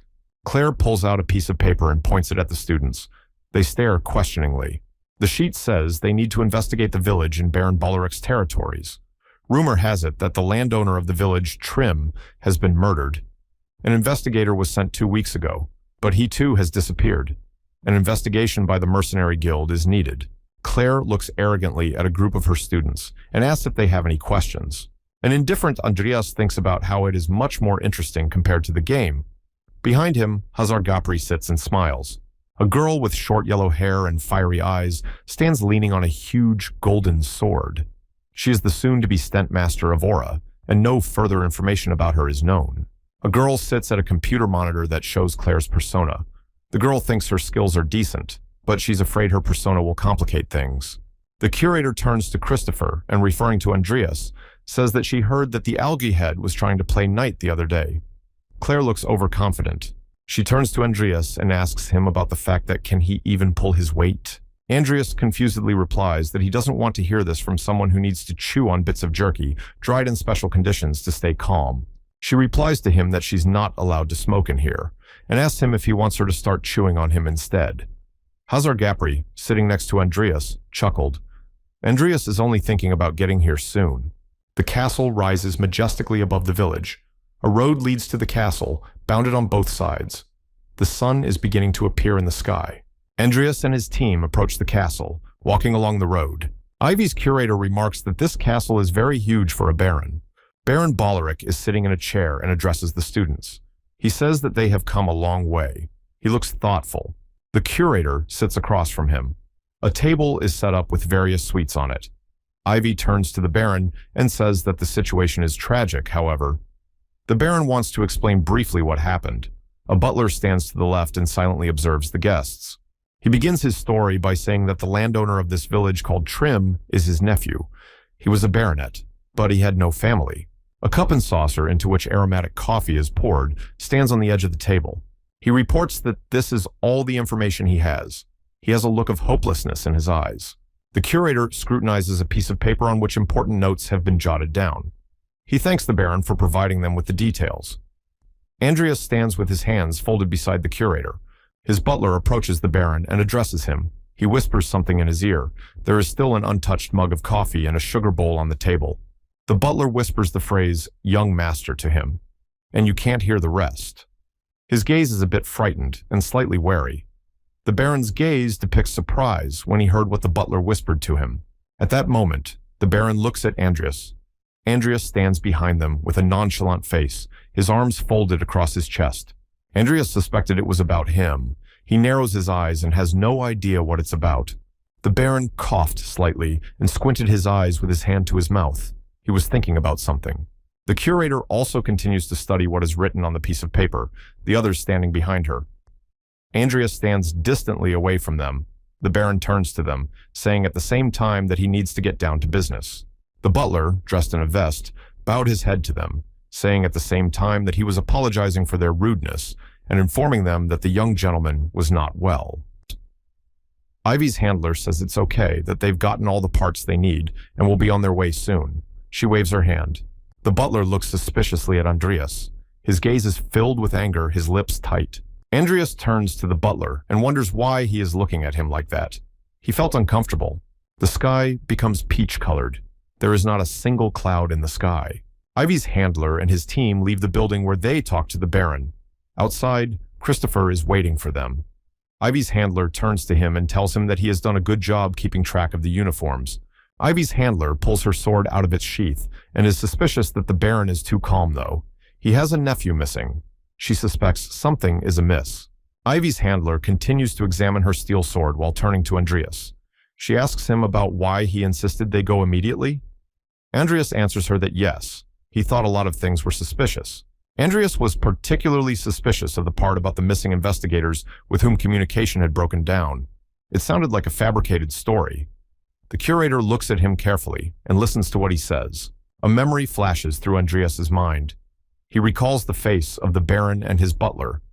It was strange that they had sent investigators only once, even though a whole month had passed. But the most suspicious, he thought, was the butler's behavior.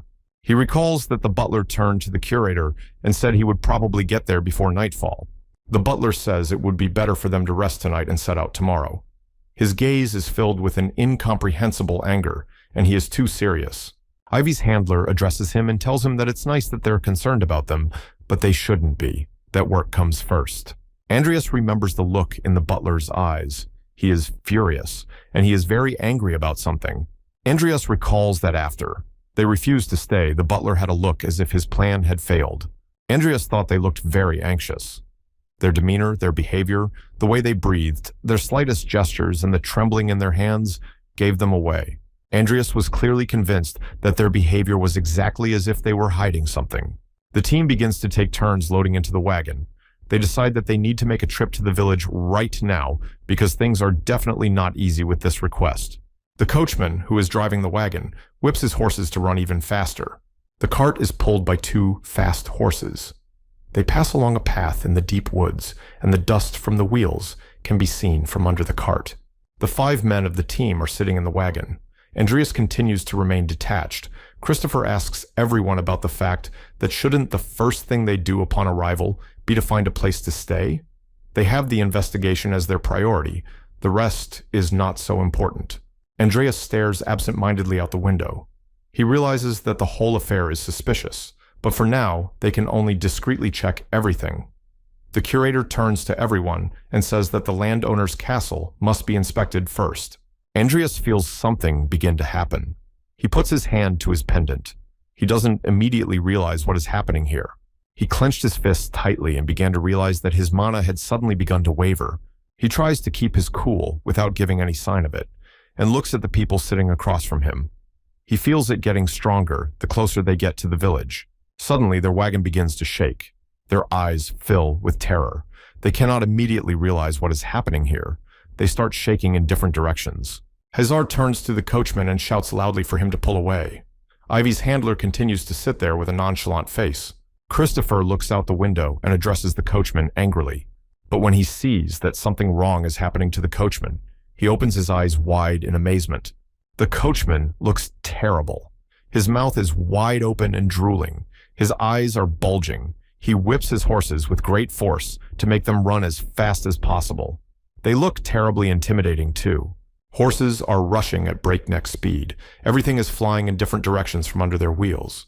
Christopher turns to Hazard and talks about something being wrong with the coachman. They do not understand what is wrong with him. Ivy's handler suspiciously tries to scrutinize the coachman's face. She kicks her foot against the wall of the wagon with all her might so they can get out of there. The back wall collapses, but it gives them nothing. The wreckage of the carriage falls straight to the ground. The curator realizes it's too late. She peeks out of the wagon to see where they're going. She, standing in the doorway, turns to everyone and tells them to get ready to jump out of the cart immediately. Christopher yells in exasperation that right now they're going to smack into the gate. Vivian looks at the scene, peering out of the wagon, her gaze betraying no emotion. The wagon is shattered to pieces. Maddened horses are flying in different directions.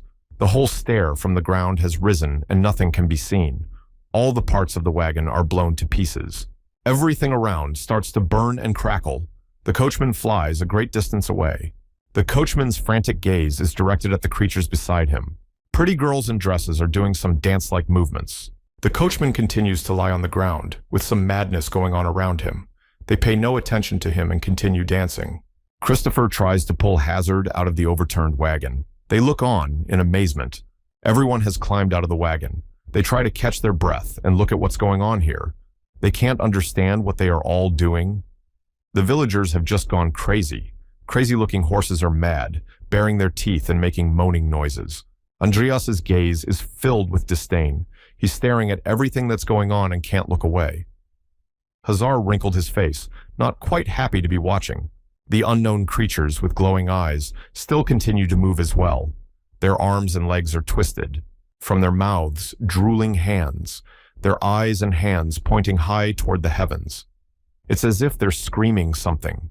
Their mouths are wide open, their hair developing in different directions. Christopher turns to Andreas and asks him, "What's going on here? What's wrong with these villagers?" He reproachfully reminds him that he is a mage and should know all of this. Andreas begins to guess what's going on here.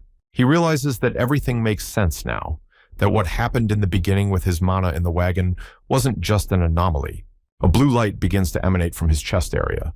He realizes that his mana is reacting this way, which means it's all black magic.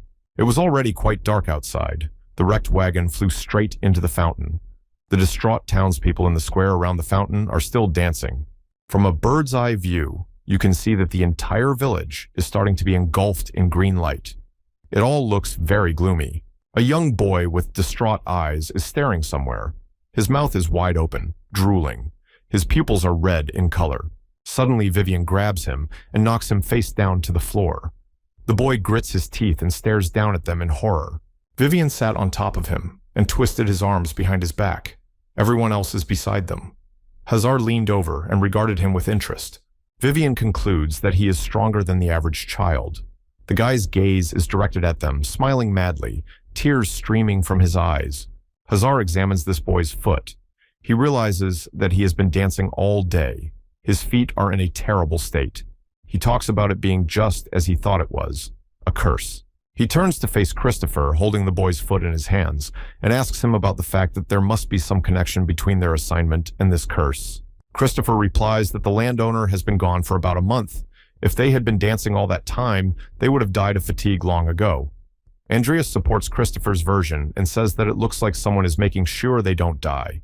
Christopher looks at Andreas with a slightly detached expression. He senses some kind of trick from him. Ivy's handler brings a hand to her forehead and concludes that they've probably been dragged into something problematic. Vivian continues to sit on the boy's back, twisting his hands behind his back so he can't move. Andreas reflects on the fact that his character didn't die here in the game. He thinks back to the butler's words. He begins to think that if they had accepted his offer to rest at the castle and travel on to the next one, things would have turned out differently. He began to fantasize about them relaxing in the castle, taking alcoholic drinks, and enjoying the goodies. Andreas realizes that if they had stayed in the castle, the Baron would have hidden what was happening from them. But they immediately arrive in the village, and the situation is different. They have gotten into something dangerous. Remembering Heron's enraged face, he decided that the mana he sensed was roughly at his level, but using it on such a scale seemed strange. The distraught villagers still continue to dance in the square around the fountain. Andreas opens his eyes wide and can't believe he has the artifact. Christopher, seeing that Andreas has a frightened face, asks him, "What's wrong?" Andreas says that they know too little and suggests that they search the landowner's house first. They go for the first step, which is called information gathering. A dark night stands over the village. The bright stars in the sky are visible. The team approaches a huge, gloomy building. It is the landowner's house. In front of it stand the bodies of people who are burning in the fire. They stop and stare dumbfounded at this majestic building. The curator kicks in the front door of the landowner's house with a single kick. Armed, they try to cautiously enter the building. The curator and Hazar are the first to enter. The others stay outside. They begin to quickly look around the room from the inside. There are more windows with bars in the room. Walking a little further, they see that there are a lot of corpses lying on the floor. They are lying in different poses. Their faces are frozen with horror, and their mouths are wide open. Their eyes are open, their pupils rolled back. It looks as if they are frozen, but they are actually dead. Ivy and Andreas's handler walks forward. Christopher stops and considers everything around him. He paused over one of the corpses and reasoned that their robes looked like Imperial investigators. He leaned closer to the corpse and concluded that they had been dead for a long time. The rest of the guys from the team stand behind him and watch what he's doing. Andreas says with a nonchalant face that maybe they can figure out what's going on their own. The curator looks at him contemptuously, not understanding what he's saying.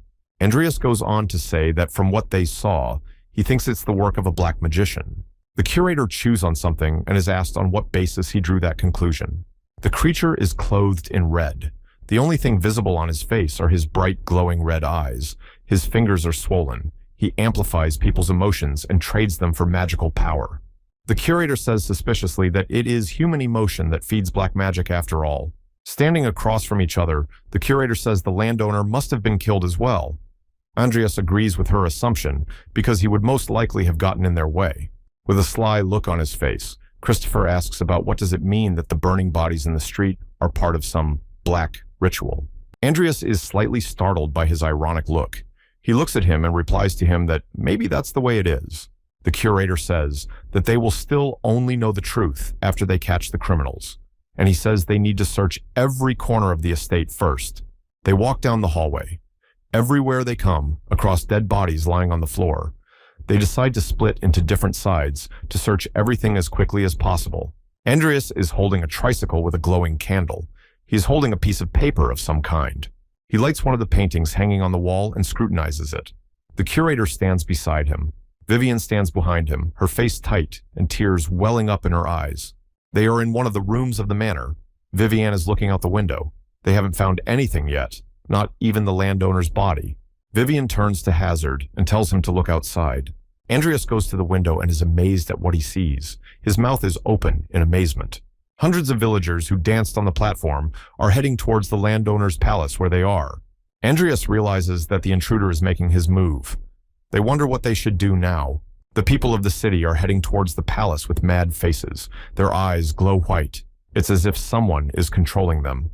The team realizes that they most likely spotted them. It was as if they were waiting for them to go into the building to attack. Hazard hysterically asks Ivy's handler what they should do now. She can't find the words. She's thinking about the right thing for them to do now.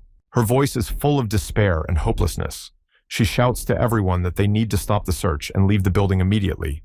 She points to Hazar to find them an escape route. Hazar instantly takes instructions and immediately goes into action. He runs at a high rate of speed in hopes of finding an escape route to avoid being caught by the distraught citizens of the town. Suddenly he stops and starts squinting, hoping he's imagining things. But it didn't appear to him. In front of him are hundreds of distraught townspeople. They attack him, and he cannot fight them off. They grab his arms, their expressions frantic. Hazar screams and tries to fight them off, but he fails. They attack him from all sides. He has nowhere to run. Hazar is just above them, but that doesn't stop them. They push him so hard that they push him to the floor and he falls. Christopher and Andreas are standing there, and they see him and run to his aid immediately. Christopher pushes Hazard away from the distraught townspeople who are attacking them. Pulling out his sword, he literally rips them apart. He swings and tries to defend himself. At that moment, he shouts to Hazard to protect the mage, meaning Andreas. At this point, he, grinning, shouts that he will take care of the front. Christopher urges Hazard to run and protect Andreas immediately so that the maddened people won't get to him. He was the only hope for salvation. Suddenly, Christopher notices something that discourages him. He freezes in absolute shock. The image of a furry monster that destroys everything in its path appears before him. Andreas's face shows streaks of blood that splattered directly into his face. The monster appears and attacks with unthinkable force. A yellow mist appears all around, and Christopher falls to the floor and can't get up. He doesn't have enough strength. It's as if everything is in a fog. Andreas is watching it all. Andreas becomes almost transparent, almost imperceptible. His eyes are dazed. He can't understand what's going on here. The unknown creature lies with its eyes closed and does not move. Christopher flew off with great force and hit his head on the floor. His face was bruised, his eyes were closed, and he was unconscious. Andreas crawls over to help Christopher by calling out to him. It's like everything is a blur. He can't see very well. His eyes are all split. Ivy's handler yells to him that they are still advancing and asks Andreas what he is doing. At this point, Hazard is dragged on his back without Christopher, who is unconscious. Ivy's handler grabs Andreas and throws him on his back. His eyes are closed, and he is unconscious. Ivy's handler yells that they need to get out of here and turns to Vivian, pointing to the window. Vivian realizes lightning fast what is wanted of her, and with one swipe of her foot, shatters the huge window in the middle of the hall. Ivy's handler is still dragging Andreas, and Hazard is still dragging Christopher. They are both unconscious. Ivy's handler, holding Andreas on her shoulders, leaps out the window. The distraught townspeople continue to stand under the windows, hoping for an attack on them. They make a jump from the second floor and land on the ground. The curator continues to hold Andreas on his shoulders, and Hazard holds Christopher on his shoulders. His head hangs down. They rush as far away from the landowner's palace as possible, swearing loudly as they do so. They are running at a great speed. Andreas comes to his senses and turns around. He sees a whole herd of distraught townsfolk running after them. He realizes that he has fallen into a flashback from his last operation at the most inopportune time. A white magic ball appears in Andreas's hands, emitting a glowing field around him. It also remains on the back of Ivy's handler. He swings this ball at the distraught villagers running after them. Andreas throws this ball at the inhabitants, which forms an earth shield that allows them to escape. It restricts access to them. The curator at this point asks Andreas what's wrong with him. Does he not think he is alone? They also continue to move further away from the cultivator's palace. The curator at this point keeps telling Andreas not to waste his mana carelessly. He asks him if he can track the location of the black magician. They approach some low houses standing at the edge of the village. Andreas answers him that he can do it now. Andreas ponders the fact that this mage uses his mana, so obviously he should have no trouble finding him. He proceeds with the ritual in such a way that he is completely immersed in himself and tries to feel where the black magician is in this way. A large number of others like him rush out and go lightning fast to seek out the black magician. Green streaks form around the circle. It helps you focus on your goal. You can see yellow flashes everywhere that look like cracked circles. Mana shines through all the rooms to determine where the black mage is. He shines a light on a barn-like building. No black mage is detected in it either. Andreas opens his eyes wide. He sees that the mage's location has been determined. They're aiming that way. Andreas reports that the black mage is in the house at 9 o'clock, about 100 meters away. The curator praises him. They rush at an unthinkable speed. They rush past the distraught citizens of the city. They fly off in different directions. Andreas asks Ivy's handler to stop, his hand trying to cover his face. The curator is heading with insane speed to where the black mage was discovered. She jumps all the obstacles with ease and rushes past the residential houses. They enter the premises of the house. An unknown person watches them through the window. The unknown man is the black mage. He has a white mask on his face. He has serious eyes. He didn't expect to be discovered so quickly. The curator kicks the door with all his might. The whole place goes to pieces. The door is lying at the curator's feet. The steel-long sword is already in her hands. She realizes that they have come right to the right place. Andreas, left outside the door, asks her about the fact that she absolutely has to kick down every door in the way. Suddenly, a purple veil appears in the doorway where the door Ivy's handler had just kicked in. They remain separate rooms. There is a magical wall between them. The curator looks at it and realizes frustratedly that it was a trap. Andreas is desperately screaming. How could they have gotten caught in it so easily? Ivy's handler tries to touch the glowing wall. She realizes with horror that the black mage has so easily overpowered them. Damn. Behind her back sits a girl with a bloody mouth. She's all twitchy and shaking. She calls out to Ivy's handler, calling her sister. She turns around in horror to see an unknown girl sitting next to her. One of the girl's eyes is bandaged. Her eyes are falling out of the eye socket. Her mouth is wide open, her whole face and bloodied. She is cramped up, very cold and in pain. The curator looks at her in horror. She recognizes her and calls out Noah's name. At the same time, Andreas tries to break down the wall. He realizes that he can't do it. He tries to use some method, but all to no avail. Suddenly the words, "What a pity," are heard from somewhere, repeated several times. Andreas does not immediately understand what it means or where the sound is coming from. He hears this phrase more and more often and doesn't understand what it could mean. Next, the phrase, "like moths to a flame," is heard. The word flame is repeated several times. He does not understand what all this means or who is saying these words. Andreas looks up and sees that a purple negative has formed above him and a huge hole in the middle of it. This purple light starts to engulf everything around him into itself. He hears some sort of howl. He stares up into the sky with his eyes wide open. He is amazed at what is happening now and does not understand what it all means. He hears words to the effect that there is no need for haste. Everything has been predestined by God. A voice urges him to bow down to idleness. Andreas's eyes went wide, his lips tightened. He didn't understand what the word idleness meant. Andreas looks dumbfounded. His lips are slightly tightened, his hands are down, his gaze directed downward. He doesn't understand why those words were spoken now. A huge golden cube is in the middle of a burning flame. In the middle of the cube is something that looks like a star. In the middle of the star is a stone that glows brightly. This game is called The Great Sin. A huge tree stands in the middle of the red flames. It looks as if someone has taken possession of it. Starting with the idleness, the 7 deadly sins have been separated from the main body, the Apocalypse manuscript. By collecting them all, the main boss can be summoned. Andreas is thinking about something. Behind him, the distraught townspeople appear and try to attack him. At this moment, Andreas only thinks about the fact that these are the most important subjects of the story. One of the distraught townsfolk, a girl, tries to grab his leg, but he skillfully leaps out and bounces upward.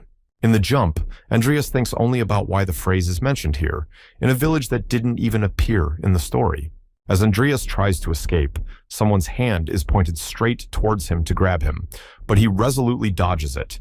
At this point, he realizes that he can't do it alone and needs to team up with everyone else for now. Andreas is dragged along the ground, flailing his legs, one of the distraught townsfolk dragging him.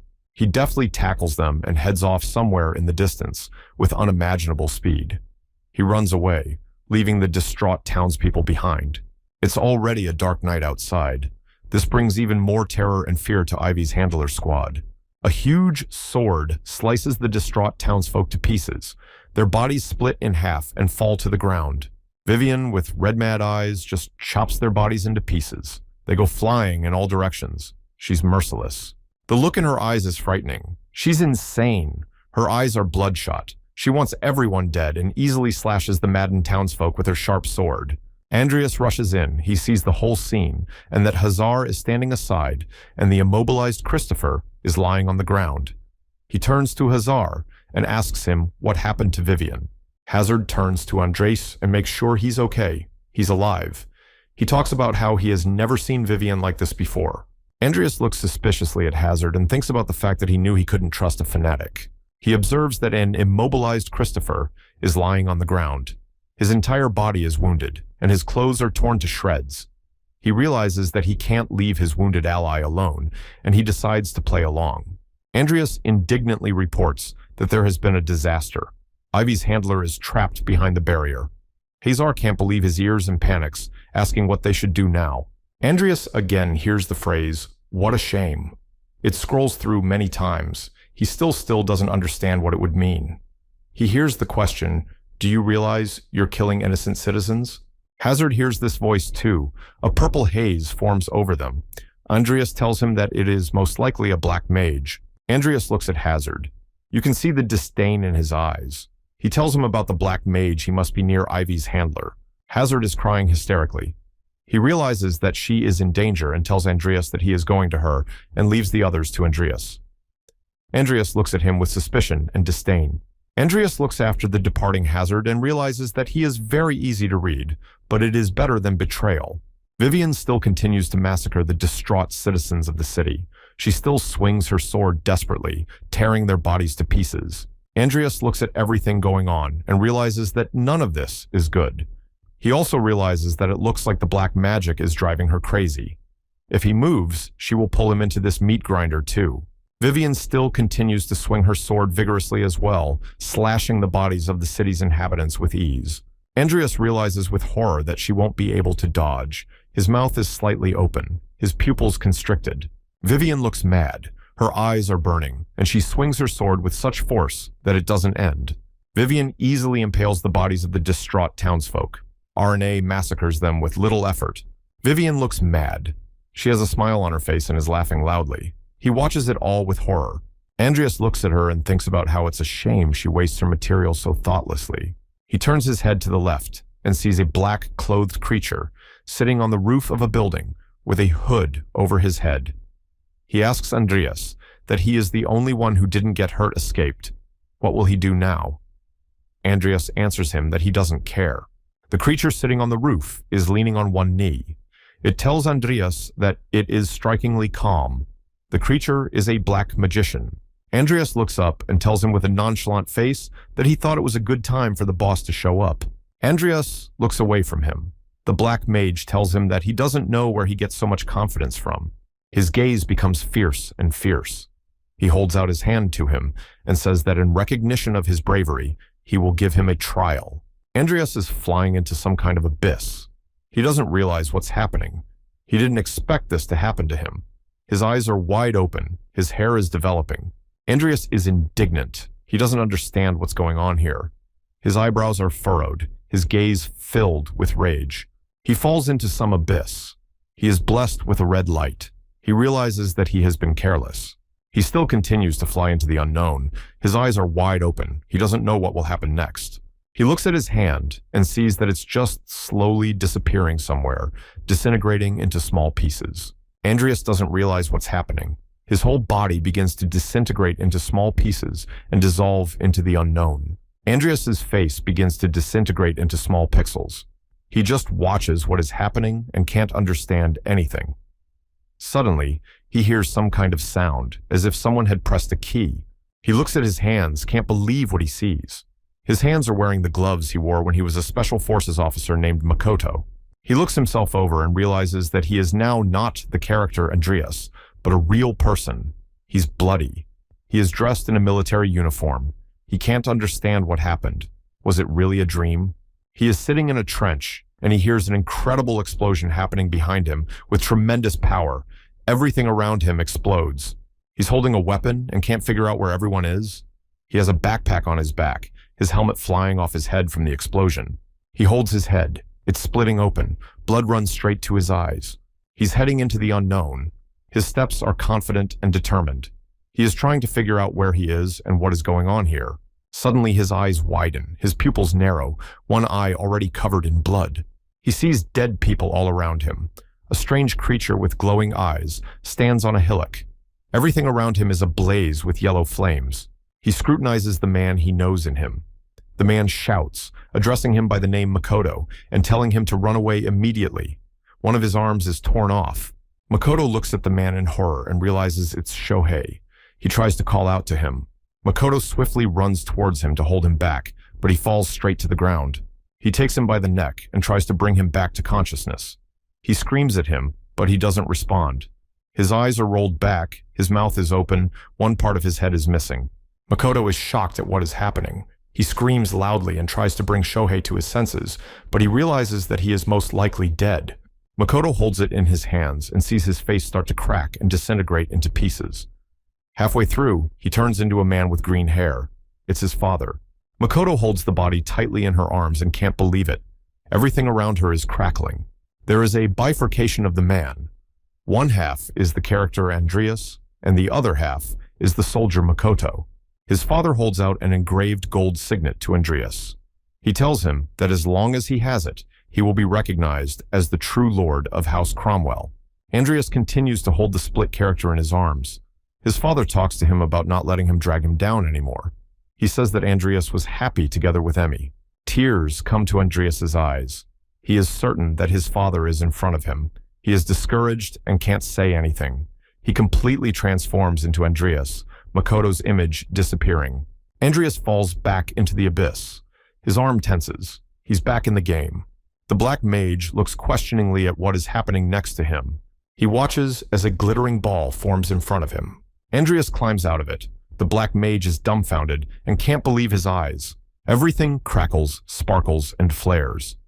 The black magician steps back rather quickly. Everything explodes and goes flying in different directions. The black magician is blinded by the bright light. Andreas is fully back. Shards of glass flew off all around him. He still didn't realize what had just happened to him, where he had been. The black mage looks at him and can't believe it. How was he able to come back? He asks Andreas how he was able to escape his curse of idleness. Andreas just stands silently with his eyes down. Shards still fly in different directions and fall to the ground. Andreas thinks to himself that he's had enough. He calls up the electronic scoreboard to find out what just happened to him. 100% of Makoto Kaneshiro and Andreas Cromwell's character synchronization level has been achieved. He has obtained the talent of fighting. This talent is exceptional. This curse of his idleness is just a game that simply simulates someone's injuries. He looks at the scoreboard and asks the black mage that the caster's abilities are insufficient. The black mage stops. He laughs and can't believe what Andreas just said and interjects him. The tip of the sword could be seen, black flames issuing around it. The sword is aimed at Andreas, but he manages to dodge it. The whole place explodes. Andreas looks confidently at the black magician and asks him what he's going to do now. He tells him that it would never work on someone like him, having received special forces training. The black mage mutters something to himself. He is very angry with Andreas and realizes that he is helpless. The black mage viciously shuts him up. He throws a magic sword at him to nail him. Andreas flies away from the explosion that came from the sword strike. As he flies, he notices that Christopher is sitting unconscious nearby. The blast is aimed at him, but he bounces off and flies away. He manages to escape. Andreas stops and realizes that he's not that strong, but he can't do it without the use of the mantle. Andreas breaks his foot sharply. A dead body lies beneath his feet. He turns back around and sees that some kind of black magic ball has formed behind him. Andreas stands in front of the dead body and sees that no one is watching what is happening. The black mage jumps off the roof, with Christopher sitting unconscious beneath him. Andreas looks at him from a little farther away. The black mage stops and with a menacing expression asks Andreas who he is. Andreas says he's going to show who he is right now. A blue glowing ball of light forms in his hands. He calls up an electronic scoreboard and summons a skeleton. His facial expression portrays complete confidence. The black mage stares questioningly. His eyes are wide open, his pupils constricted. The electronic scoreboard says that 23 corpses have been found. Andreas's skill level is insufficient. 9 corpses will be activated. The dead citizens of the city under Andreas's feet begin to resurrect, turning into ugly skeletons. The electronic scoreboard reads that the skeleton summoning was successful. A black mask appears on Andreas's face. His eyes have turned red. Behind him stands his army of animated skeletons. They crunch with every movement. The black mage cries out in horror, "Necromancer!" He looks at them with undisguised anger and asks Andreas about the fact that the congregation has already found out what he is doing. Andreas looks at him angrily and becomes convinced that there is indeed a congregation of mages here. He laughs. He continues to convince himself that the black mage has gotten it all wrong, and he can use that to shake him off his trail. 7 ordinary skeletons and 2 soldier skeletons were summoned. They stand behind him and wait for orders. There is a satisfied grin on Andreas's face. He tells the black mage that he has been entrusted with the return of the Page of Idleness in the name of the congregation. The black mage raises his hands to the top and forms black magic circles and flames. He asks Andreas that he will only fight skeletons. The angry skeletons are on the attack. Their mouths are wide open, eager for retribution. The black mage uses several black swords. He asks Andreas what he thinks he can do with the power of idleness. His swords head straight for the skulls of the skeletons. They crumble into small pieces. A terrible spectacle is taking place. The swords fired by the black mage fly straight into the skeletons and chop them into bones. Everything is on fire and burning. Andreas looks at it with horror. He didn't expect this. Andreas forms an earth shield in front of him. Swords fly at him and pierce it, but don't reach Andreas. The black mage yells at him to stop screwing around. He feels his advantage over him. Andreas directs magical mana to the side, summoning Nickel, his chief assistant, to his aid. Black magical streaks form around the black magician. He talks about how these skeletons are just gnats to him. Andreas, hiding behind an earthen shield, turns around and sees someone's hand gripping his sword tightly in his hands. It is the skeleton Nickel he has summoned. Nickel jumps up and heads for the black mage with all the fury he can muster. Andreas still sits in his hiding place. The black mage looks at him questioningly. His gaze expresses slight consternation. The unbelievable is happening. Skeleton Nickel tears apart with his sword the spears of darkness that the black mage released. The black mage's eyes widened. He hadn't expected this wretched skeleton to be so strong and dangerous. The black magician holds a magical golden cube that emits a magical red light. Andreas stares wide-eyed at it. He can't believe his eyes. Nickel's defense against the black mage's sword strikes is excellent. His eyes are furious and red in color. He let out a wall of defense in front of him. The magical cube begins to disintegrate into several plates, still continuing to burn with a bright golden flame. Andreas continues to observe all of this. He realizes this page of idleness. The black magician thinks of the unthinkable, that the likes of Andreas could force him to use his precious collection of the power of idleness. This magical cube starts to create huge hands with long claws around it, which try to grab Nickel and Andreas. Everything around it burns with magical purple fire. The black mage unleashes sharp spears at Nickel and Andreas, while saying that Andreas will pay with his life for interfering with his plans. A multitude of huge hands try to hit Nickel and Andreas. Everything around them glows and burns. Nickel skillfully dodges the blows. When they miss, they hit straight to the ground. The blows make everything around them explode. Andreas dodges the punch and leaps away from it. He looks behind him, his hands clenched into fists, very angry. He realizes that at this speed, he still has time to react. He's glad that Nickel is strong enough to withstand his attacks. Nickel swings his sword skillfully and sharply. He is a true professional. He outruns all the blows and dodges the Black Mage's attack. The hand that was released by Black Mage is actively trying to grab him. Nickel manages to avoid it, though. The Black Mage is enjoying watching the action. The Black Mage stands there looking at all of this. He has a puzzled look on his face. He shouts for the one to die in silence. Andreas looks at all of this and realizes that the Black Mage's attacks have become even stronger. Everything around him flames and explodes. He dodges the Black Mage's blows. He realizes he has trouble controlling the force, which means he hasn't fully mastered the powers of idleness yet. Andreas tries to get close to Nickel. He advises him to get to his blind spot and destroy him. Andreas is behind the skeleton, who is waving his sword angrily. Andreas tries to call out to him. The Black Mage's spear strikes Nickel directly. Everything burns and explodes from the impact. It destroyed him. The huge hands that the Black Mage had released stops and dangles, motionless. The Black Mage looks on admiringly and realizes that he has won. He has destroyed the skeleton. Andreas holds onto his shoulder and continues to head towards him confidently. The Black Mage thinks about how very persistent he is. Andreas walks towards the Black Mage and smirks. He says, confused, that he only got Nickel and he destroyed him. The Black Mage looks questioningly at Andreas. His eyes are wide. The giant hands that were released by the Black Mage are lying on the ground, unmoving. The Black Mage holds a glowing magic cube and laughs at Andreas. He says that it is his fault, but advises him not to worry. The Black Mage holds a glowing figure that has disintegrated into plates and tries to point it at Andreas. He tells him that he will send Andreas after Nickel. Huge hands with long claws came to life and headed straight for Andreas with more force, trying to grab him. Andreas looks at what is happening. There isn't a drop of fear in his eyes. He is absolutely sure of himself. Suddenly, the skeleton Nickel appears behind the Black Mage. The man senses that something is not right here. He realizes that there is someone behind him. The sharp sword of Nickel's skeleton swipes the head across the Black Mage's entire body. His eyes go blank in an instant, pupils constricted. Andreas watches as the Black Mage splits into two halves. Skeleton Nickel just chopped him in half. Andreas looks up at the sky, the purple negativity dissipating. He wonders who could have arranged all this. Nickel and Andreas stand silently looking at the Black Mage's chopped-up body. It lies immobile on the ground. He is finished. The Black Magician's mask had fallen off. Andreas had never imagined that the Baron's butler would turn out to be a Black Magician. Andreas remembers the wary face of the butler. He immediately sensed that something was wrong. He looked very suspicious.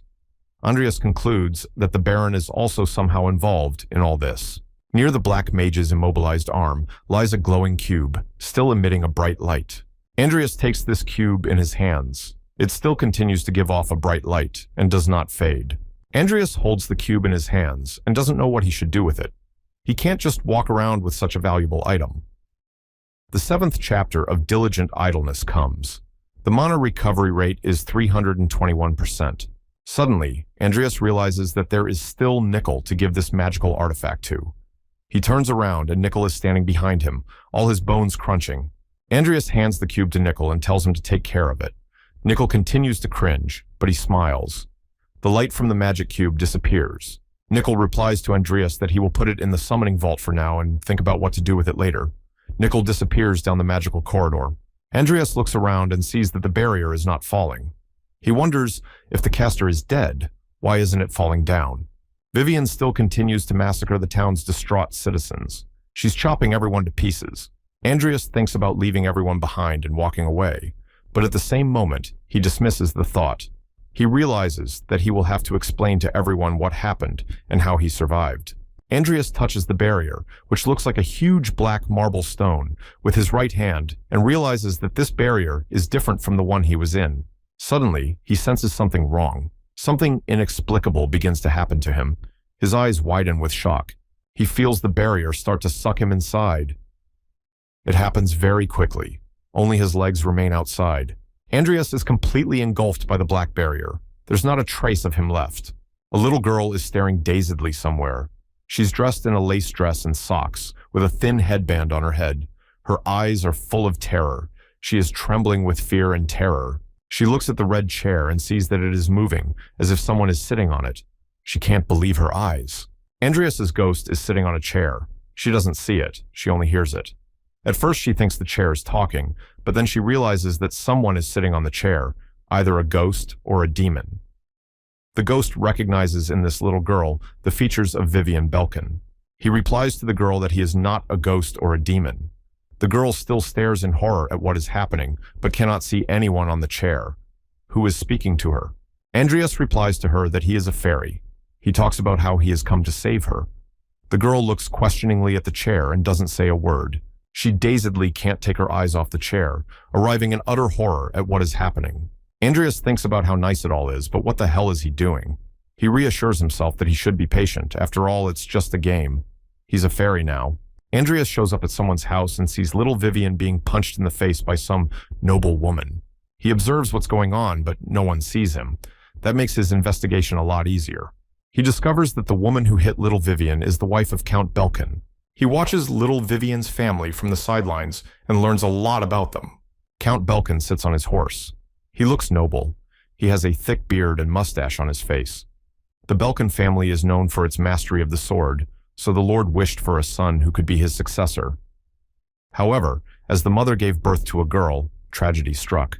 The mother is sitting on the bed, and little Vivian is standing beside her. She brings her mother some food, but knocks the tray over. She looks guilty. The mother looks at her furious, her eyes filled with hatred for the girl. She asks why she gave birth to her. The mother screams at her that she better not have given birth to her. The poor girl stands and stares at her. She is silent. Her eyes are pouring with tears. Her lips are tightened. Little Vivian runs away in tears. Since even her own mother has abandoned her, she has no one left to protect her. The unhappy girl grew into a soulless adult woman. The loneliness and cruelty she endured planted the seeds of madness in her. Vivian remembers being subjected to metal shackles. She was bound hand and foot, her throat bound by thick shackles. She was completely helpless. The more time passed, the more she gave in to her madness. She takes great pleasure in killing people. She takes great pleasure in seeing them bleeding, screaming. Vivian is standing bloody on a mountain of bodies. In her hand, she holds the head of one of the boys she killed. Her eyes are on fire. She is insanely happy in this moment. She enjoys it so much that she killed all the teachers and their assistants at the assembly for the 5th year. Andreas comes back to reality from his thoughts. Little Vivian still continues to look at him, tears in her eyes. She's about to cry. Andreas tries to comfort her while telling her that he really wants to help her. Andreas looks at the girl, a look of regret in his eyes. He goes on to tell her that he can help her try to overcome her past so that it doesn't bring her so much pain. Tears rolled from little Vivian's eyes. She cried loudly. She can't believe he really came to help her. She squats down and eagerly tries to see who her savior is. She looks at the chair, but there is no one on it. But someone's voice asks her why she is crying. Wiping away her tears, she explains to the voice that no one has ever tried to help her. Andreas only thinks that he doesn't really know how to behave with children. Little Vivian is red with tears, but she can't stop crying. Andreas's voice tells her that she has a special talent.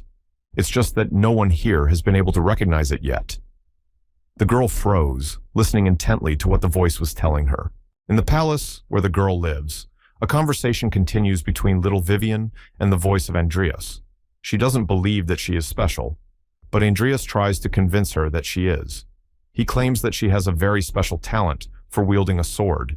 The girl continues to sit on her knees in front of the chair. She looks at her hands and doesn't understand how this is possible. She has never even picked up a sword before. Andreas, sitting on the chair, reassures her and tells her that the fairy knows many things. Little Vivian has already recovered from her tears. She sits in complete confusion. She says that she is always being scolded. Andreas replies to her that it's okay, he will always be there for her now. She stares mesmerized at the chair. Andreas asks her that in return, she promised him that she will never tell anyone about him. The girl silently agrees. It is a warm, sunny day. At the palace where Vivian and her family live, she promises Andreas that she will not tell anyone about him under any circumstances. Andreas accompanies little Vivian everywhere.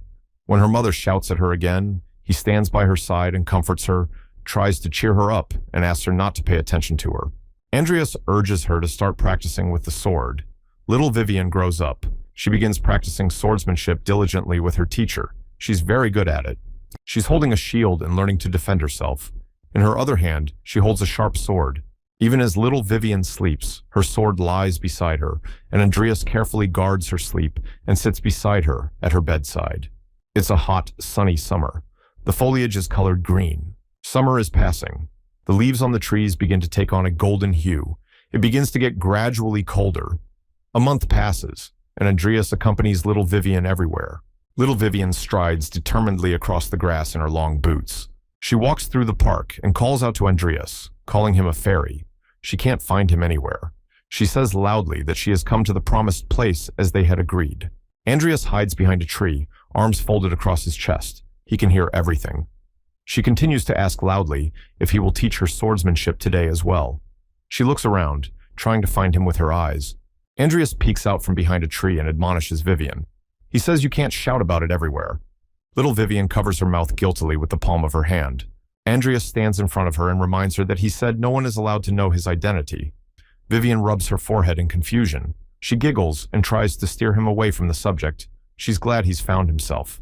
Andreas announces with a serious look that the training is starting. The girl resolutely shouts that it is time to start fighting. Andreas thus spent a whole month with little Vivian. Little Vivian learned to hold and wield a sword with confidence. She began to take great pleasure in wielding the sword. With Andreas's talent of battlemanship of an exceptional level, he tried to give her as much advice as he could as soon as he could. Little Vivian's gaze became much more determined as she learned to stand up for herself. This advice suited her perfectly. She began practicing with the sword with great pleasure and fanaticism. It became the main business of her life. Growing up, Vivian didn't give up doing what she loved to do. Every day she improved her skills in swordsmanship. She is truly a true genius at her craft. Andreas watches admiringly as little Vivian trains. He is amazed that such movements shouldn't belong to a child who only started sword training a month ago. Andreas comes out from behind a tree and tells little Vivian that he now understands why she was praised by her sword teacher. The girl casts her eyes downward. She's upset about something. Her head is downcast. She's silent and does not answer him. Andreas steps closer to her. Little Vivian tries to say something, but can't make up her mind. Andreas looks at her and is perplexed. Up until this point, he thought she was a pretty confident kid. Vivian walks up to the fence. Andreas is standing behind her. He tries to ask her what's wrong, why she is suddenly sad. After all, her movements are perfect. She answers him sadly that it doesn't matter how many times he praises her, because he will never show himself to her. Andreas stiffens at those words. He had not expected that little Vivian would become so attached to him and that she would want to see him so much. He tries to find the words to explain himself. His eyes run in different directions. He's confused. Andreas tries to explain why he is a fairy.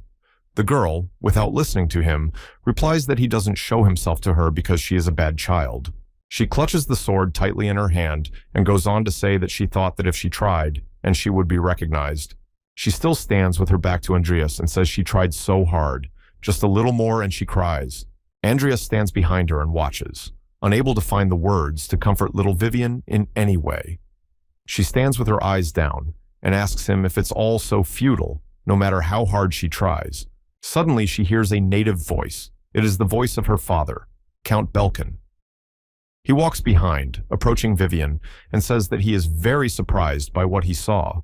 The girl stands there with her eyes bulging. She doesn't know what to do or where to run to. Andreas stares in astonishment at Vivian's father approaching. The girl turns to him, a sharp sword in her hand. Count Belkin stops and tells her that he didn't expect his daughter to have such talent, which she has hidden from everyone. The Count asks little Vivian to demonstrate her sword skills once more. The girl still stands there with her eyes bulging. She quickly agrees to his request, unable to refuse her father. It is a beautiful fall day outside. There is not a cloud in the sky. Little Vivian practicing in the park near her home. The girl wields her sword very professionally. All her movements are controlled by her.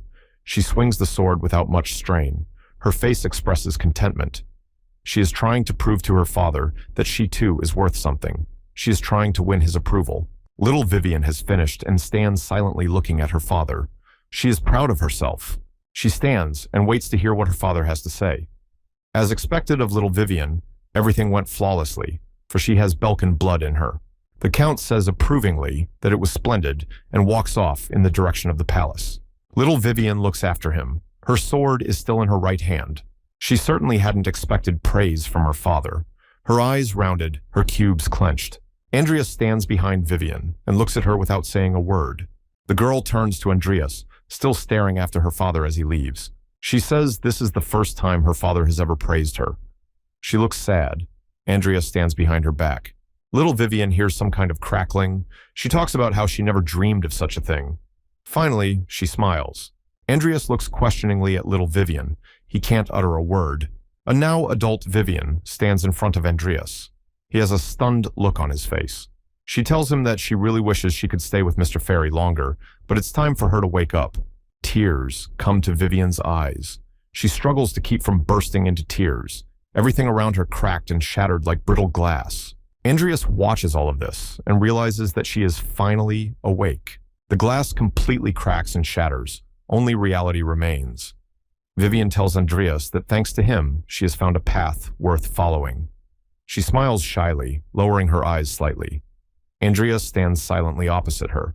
She lets the sheet out of her hands and continues to say that it's better for her to follow this path rather than get stuck in the past. Andreas looks at her approvingly. He is glad that he was able to help a little girl find herself. Andreas slowly walks up to Vivian and addresses her seriously. He holds out his pinky finger to her. She gives hers. Their fingers intertwine. He says, "Our promise." She remembers that she made a promise to Mr. Fay that she would never let up. Andreas asks her to keep that promise forever. They stand holding each other's little fingers. Everything around them rattles and shatters, only they are illuminated by a bright flash of light. She tells him she will keep her promise. Always. Vivian continues to hold Mr. Fay by his little finger and speak words of gratitude to him from the bottom of her heart. The splinters around them crumble away. He showed her a good dream that she will surely follow. Hundreds of shards fall to the ground. They shimmer beautifully as they fly. Andreas sits next to Vivian, who is lying motionless. A circle of purple mana burns around them. Bloodstains from the inhabitants of the city can be seen everywhere. He holds her hand. Vivian lies unconscious. Her eyes are covered. A strand of hair has fallen over her eyes. She doesn't move. Andreas sits on one knee beside her, still holding her pinky finger. She doesn't come to her senses. He thinks about the fact that if it's Vivian, she can handle it, especially if it's the same Vivian as in the dream. Ivy's curator approaches the corpse of the Black Magician. The pool of blood under the Black Magician's body is spreading more and more. Curator Ivy found out that Baron Baloric was responsible for everything that happened in Trim Village. Curator Ivy looks at the Black Mage's body without a drop of pity, Vivian standing a little further away. The curator turns to Andreas and tells him to cut off the Black Mage's head and try not to damage the face. Andreas looks at her judgmentally. Ivy's handler, brimming with anger and hatred, says they're going to Baron Balaric's castle immediately. Andreas, Ivy's handler, and Vivian went there immediately. Andreas thinks about the fact that Curator Ivy's bloodlust is horrifying. He thinks about the fact that Christopher is dead and Hazard is missing. No surprise there. One of the knights in the palace falls to the ground, his helmet flying off. He is horrified at what is happening. The point of the sword approaches his face, and he tries to dodge it. His eyes are full of fear, his eyes bulging. Andreas carries Christopher on his back. Vivian slowly rambles after them. The knights surround Ivy, pointing their swords at her. A knight lying on the ground asks them in horror, "Who are they?" Ivy tells them to put their swords away immediately. She continues to speak and introduces herself as Ivy Clare, a teaching assistant at Rodlin Academy from the Knights Department. She says threateningly that from now on, anyone who defends Baron Balaric is guilty of treason and will be executed on the spot. Andreas looks on in horror as she holds Christopher on her back and thinks about the fact that she's not just going to kill everyone, is she? Curator Ivy holds in her hand the severed head of a black mage, the very butler of the Baron. The knights protecting the Baron stare at the head in horror. Ivy's handler raises the butler's bloody severed head high. She asks the knights if they recognize who she is. Her expression is filled with hatred and anger. Ivy's handler continues to sit on one of the knights, holding the butler's head in his hands. The others watch in horror at what is happening. She orders them to lead them to Baron Balaric immediately. The helmeted knights look at her dumbfounded and silently agree. They are approaching the house where Baron Balaric lives. It is a stylish gray building with a blue roof. Ivy's handler, Andreas and Vivian, go inside. Another door kicked in by Ivy is lying on the floor. Andreas and Vivian's eyes widen at what they see. They are completely shocked. Even Ivy's handler is taken aback by what she sees. She stares questioningly. Baron Bolerick sits sad and realizes that Evan, his humble butler, is dead. He is sitting on a chair, and next to him, on a huge couch, lies an unusually huge creature. It's disgusting. Tears are streaming down its face, and drool is spurting from its mouth. It's wrapped in rope. The Baron introduces it as his son. The fearsome creature smiles as it raises its head, and the Baron looks at it and continues to talk about how it should have died of the disease a couple months ago. Andreas juxtaposes everything that has been happening and finally realizes why he took the plunge into black magic. He reverently strokes his son and gets up from his chair. He tries to explain to them that while he was looking everywhere for a cure for his illness, he was visited by a man in a robe who said he knew a way to help his son. The Baron turns to his son and looks at him regretfully. He goes on to say that he asked the man in the robe to save his son's life at any cost.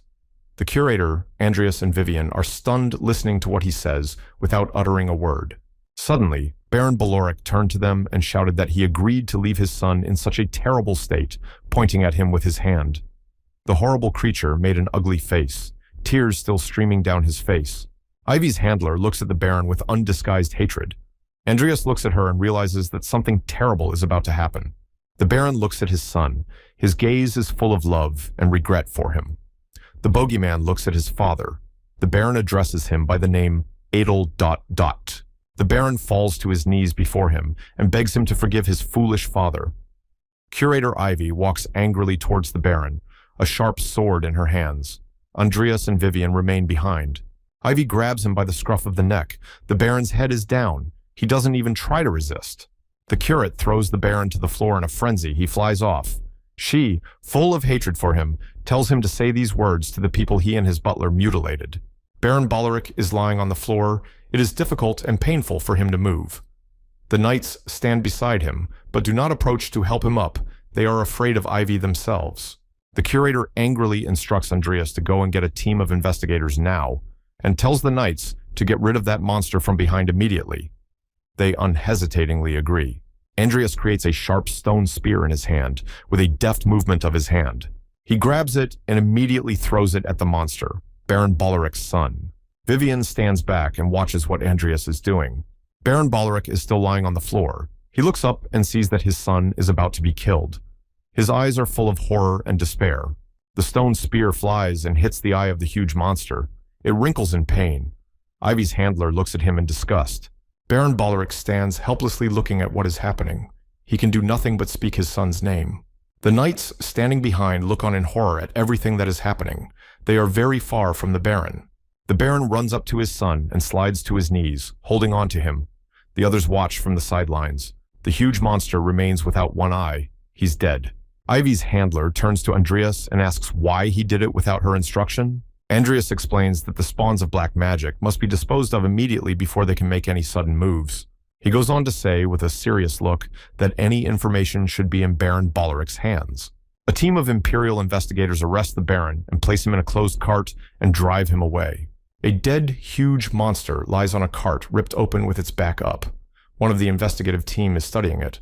Andreas and Vivian are back at the academy. They are seated at the table, having been invited to take testimony. Apparently, Baron Bolerick has been cooperating with the Black Magician. The majestic Rodlin Academy blends in perfectly with the landscape behind it, the mountains. Andreas and Vivian listen carefully to what they are told. One of the Academy investigators says to bring the Baron in. They want to hold another hearing.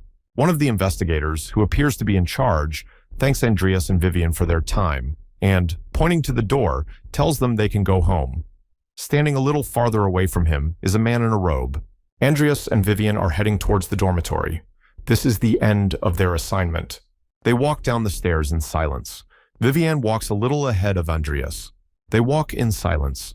Each is thinking about his own thoughts. One thing is clear. Baron Bolerick will be severely punished after his involvement in black magic. Andreas turns back to the academy and thinks about the fact that the Baron should thank him, because if he hadn't killed his son, he would have suffered. Andreas imagines a huge monster lying there unable to make any movements because he is bound. Standing over him are the distraught citizens of the town. They want him dead, because they have become this way because of this monster and his father. Andreas asks in his head about Mr. Fia guessing everything, doesn't he? Vivian interrupts his thoughts. She begins to tell him about Baron Edel's son. Andreas waits intently for what she has to say next. He introduces Vivian as a little girl. She asks him about something he wouldn't want Edel to suffer, right? Her eyes are sincere and wide open. She's childlike and naive. He comes back to the present and asks Vivian what she's talking about. He realizes that he just almost spoke like a fairy. Vivian looks at him and says he sounds just like Mr. Fay. Suddenly they hear someone running after them. They turn around. It is Lucia running and calling out to Andreas. She looks animated and asks if they are done with their business. Andreas answers her that yes, the investigator said the hearing is over. Vivian stands behind him wide-eyed. By now, everyone knows everything.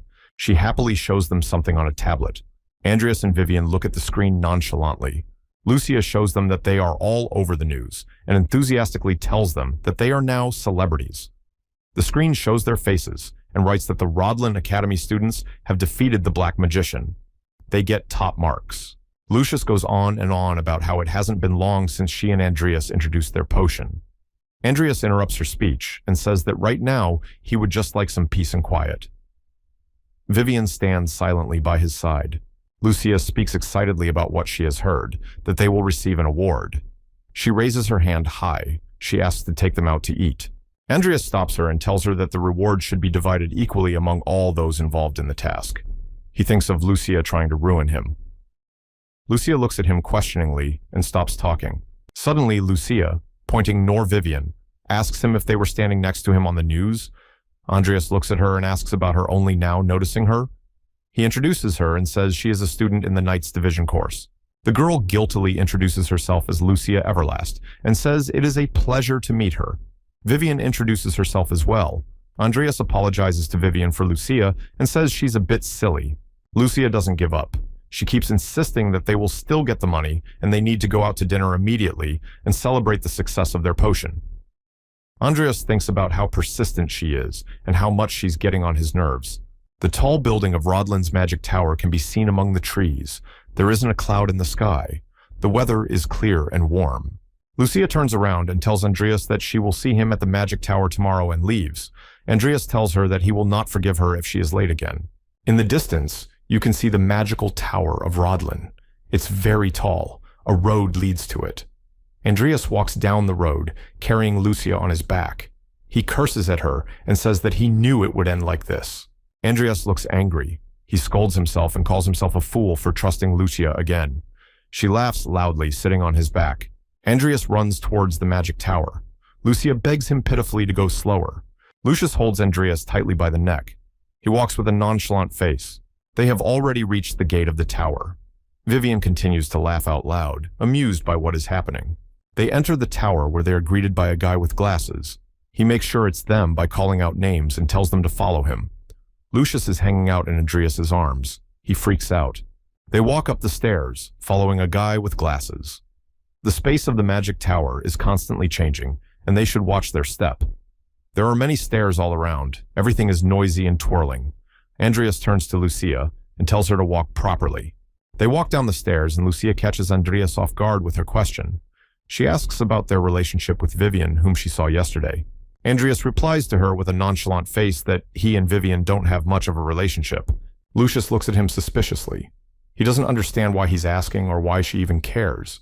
They keep going somewhere up the stairs behind a guy with glasses. Lucia insists that they should definitely go out to dinner. Andreas indignantly replies to her that she's rich and asks her why she keeps begging him to buy her a meal. Andreas and Lucius look at each other dumbfounded. They realize whose voice it is. Suddenly, they are grabbed by the shoulders by a man with a yellow bandage on his head.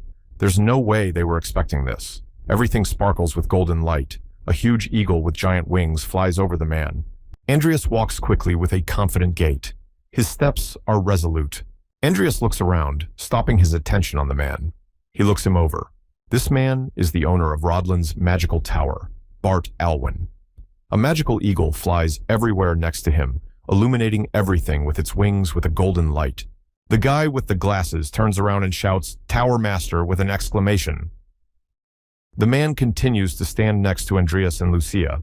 The owner of the tower stands with his eyes bandaged. A huge raven sits on his shoulder with its head bowed. He turns to Andreas and freezes. His hands are folded at his waist. He looks unfazed. Lucius stares at him, dumbfounded. The man says that his son really does have such a dumb and unchanging face. He smiles slyly. Bart Alwyn is the head of House Alwyn and the current master of the Rodlin Tower of Magic. Andreas bowed his head. He ponders that isn't the personal appearance of the Tower Master stripping the Tower Master? He feels irritated after the insults said to him. Bart Alwyn looks arrogantly at Lucia. He is dressed in an off-white manitia with gold inlays. He asks her about being Viscount Hollington's daughter. She bows to him, says yes, and introduces herself as Lucia Everlast. The Tower Master indignantly says that if they want people to remember their names, they need to build a proper reputation. Andreas resents his pompousness, and Lucius timidly agrees with what he says. He goes on to say that he will be in charge from now on. He sharply indicates to the guy with the glasses with his hand to move away from them immediately. The eagle still continues to fly beside him. Andreas looks up at the tower buster and thinks about something. Lucius stands not far from him. The girl, covering her mouth with her hands so that Bart Alwyn wouldn't hear, tells Andreas that he is indeed a monster for being able to use such complex and multi-component spatial magic. She feels like he's deliberately exaggerating. The Tower Master says he can also hear them whispering. There's an undisguised superiority on his face. Everything around you is spinning and spinning. There is a humming sound that gives me a slight thrill. The glowing streaks spread throughout the tower room. The Tower Master, Andreas, Lucia, and the guy with glasses are standing in the middle of the magic hall. They are illuminated by huge, light yarugas. 3 judges are seated in front of them. Right in front of them is a small table with a bottle of potion on it. The judges were dumbfounded by the appearance of the Tower Master himself. They opened their mouths wide. These people are sitting in black robes. The Master, ignoring their reactions, asks if the potion testing has passed or is still in progress. One of the men replies that they have just finished testing the potion's effectiveness. The Tower Master picks up the potion and scrutinizes it. One of the men in the robe goes on to say that all that remains is to question the creators about their methods of making it. The Tower Master tastes the potion straight from the neck. He swallows the liquid. He thoughtfully begins to list what the potion is brewed from: mohaima leaves, essence of the todor tree, jahaz fruit, and peony mushroom. He looks at the bottle with interest. Andreas and Lucius continue to stand silently behind him. The Tower Master turns back to Lucia and clarifies, "Was anything else added to the potion?" Lucia bows her head and says quietly that more hampis extract and matarata root have been added. The Tower Master jumps and ends up right next to her. He says it's interesting. One of the men says excitedly that rumors have reached him, but it is unthinkable that this girl could create such potions at her age. The Tower Master looks at Lucia from head to toe with a sly smile on his face. The Tower Master tells the men in robes that since the examination is over, it must be approved. Andreas watches silently and listens intently. The Tower Master flies up above them, puzzled as to what Cromwell's son is doing here after all. Lucius and Andreas look down at him. Andreas looks at him reproachfully, continuing not to make a sound. The Tower Master holds his chin and says that on paper, the potion is registered as a common project. He's sure Andreas was just messing around with Lucia. Andreas is still as silent as ever. His gaze betrays nothing but hatred for this man. Lucius and Vivian are silent. She casts a glance at Andreas. He pays no attention to her. Lucius looks up and tells the Tower Master that without Andreas, she wouldn't have been able to create this potion. The Tower Master can't believe it, but Lucia keeps pushing the point. She says that Andreas did most of the work and that she was just helping him. The Master still doubts this and sighs. He says he will make sure of it. The Tower Master clicks his long fingers of his right hand ringingly. Lucius guesses and tells Andreas that the Tower Master most likely can't use this magic outside the tower. Andreas doesn't answer her anything. He only thinks about the fact that even now she is analyzing. At the snap of the Tower Master's fingers, the experimentation room opens up in front of them. Several students are brewing something at tables. The Tower Master tells Andreas to brew the same potion right here, right now. All the necessary ingredients are in the cupboard. Andreas immediately gets to work. He is absolutely sure of his abilities and wants to prove to the Tower Master that he is not just a toady. The Tower Master and several other warders stand right above him and watch his every move. Andreas looks at the table where a whole lot of chemical equipment is. If he uses something he's not familiar with, it could be a problem for him. He decides to use only the equipment he is familiar with and has worked with personally. It was exactly 5 minutes. Andreas has prepared the potion. The Tower Master tastes it. He walks up to Andreas and says that he recognizes that he brewed the potion correctly. Lucia stands behind Andreas and remains silent. She knew he would have no problem doing this. There are people watching them from the sidelines with interest. The Tower Master says that now they need to get to the questions. He asks Andreas why he used handpiece in his potion. Thinking slightly, he doesn't immediately give an answer. He is a little confused. Standing next to the table where the experiments are taking place, Andreas begins to explain to the Tower Master that he used handpiece to get rid of the side effects and increase the potion's effectiveness. The students standing in the surroundings whisper admiringly among themselves. Lucy is completely shocked. She's amazed that Andreas can explain things well and accurately. The Tower Master interrupts him and says that's enough. But Andreas is outraged. He says he's not done explaining. The man removes the yellow blindfold from his eyes. He wants to get a good look at Andreas. Andreas stares indifferently at the Tower Master. His gaze betrays no emotion, his eyes empty. He comes as close as he can to Andreas. He leans back in surprise. The Tower Master tells him that even though they haven't seen each other for a long time, the kid he knew couldn't have created something like this. He gazes into his face and tries to find an answer there. His eyes glow with a blue light. He asks Andreas who he is. Lucia looks at them questioningly. She wonders if they really know each other. The man continues to glare at Andreas. He stares back at him and remains silent. Andreas looks at him and tries to find the words to start answering him. His face takes on a satisfied expression. A smirk appears on his lips. He looks at him arrogantly and asks him about the fact that he is joking, or is he serious? He says confidently that he is definitely Andreas Cromwell. The smile is gone from his face. He goes on to say that he is the same Andreas Cromwell whom the Tower Master had constantly mocked as if he were an insect. The Tower Master gazes intently into Andreas's face. He stares at him unfazed. The Tower Master tells him that he has become quite an interesting guy. Lucius stands behind Andreas and doesn't say a word. The Tower Master smiles slyly at Andreas and offers him a wager. His eyes are filled with rage. Andreas looks at him questioningly and doesn't understand what he's talking about. The Tower Master tells him that if he invents another cure this year and brings it to him, the Tower Master will pay off the Cromwell family's debt. Andreas was dumbfounded by these words. He opened his eyes wide, for he had not expected him to propose such a... The Tower Master puts the bandage back on his face. As he does so, he says that he will also grant him one more wish. He goes on to say that if he can't do it, he will have to leave Rodlin Academy. Andreas looks at him seriously. He's thinking about it. Lucia is shocked that Andreas might be expelled from the academy. The Tower Master persistently asks Andreas if he agrees or not. Andreas is silent. Andreas is absolutely confident in his abilities. He pierces the Tower Master with his gaze. He closes his eyes and smiles. He thinks about how harsh the conditions are, but he agrees to this bet.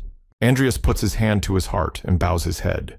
He realizes that as heir to the Cromwell family, he cannot refuse such an offer. The Tower Master looks at him. The Tower Master smiles and tells Andreas that he will hope he can really get results since he is so confident. The Tower Master's eyes can be seen through the blindfold. Memories arise in his mind. The image of his father appears in front of Andreas. They look very much alike. The father smiles kindly. Andreas's father smiles and looks at the Tower Master. He has long greenish hair and looks very noble. In the Tower Master's mind, images of Father Andreas and his two small children appear. They are having fun and giggling loudly. It is Andreas and his little sister. He talks about what he will be looking forward to. Behind the bars lies a vampire girl. Her time is running out, seconds to go. The shackles on her arms begin to emit a bright red light. She begins to rise. The vampire girl slowly rises to her feet. All light surrounds the space of the prison cell. Her long red hair hangs down and drags across the floor. She stares detachedly at her hands, which are engulfed in light. Her hands are twisted. There's an explosion of tremendous force. Everything sparkles. You can't see a thing. The vampire girl breaks the wall with incredible ease. Now there are no barriers in front of her. She is free from shackles and bars. The vampire girl stares off into the distance at a building in the distance, thinking about something. Suddenly, she remembers their conversation with Andreas. Her lips press together. He sees Andreas in front of him, who insisted she swear on his family's name. The vampire girl laughed furiously so that her sharp fangs became visible. She recalls the face of Andreas, who said she had to swear she wouldn't kill him. Her eyes are bloodshot. She's laughing bloodily. There is only one thought in her mind. Andreas. Cromwell's information scroll appears, a review of the Great Sin. An ancient scroll depicts a petrel. It is a spiritual monster with high intelligence that can control lightning and wind even in play. To get one as a pet is an incredibly difficult task. It's evening at Rodlin Academy. It's warm outside.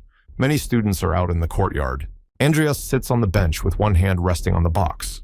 He thinks about the fact that he has been partially reimbursed for the cost of the ingredients, so his need for money has subsided a bit.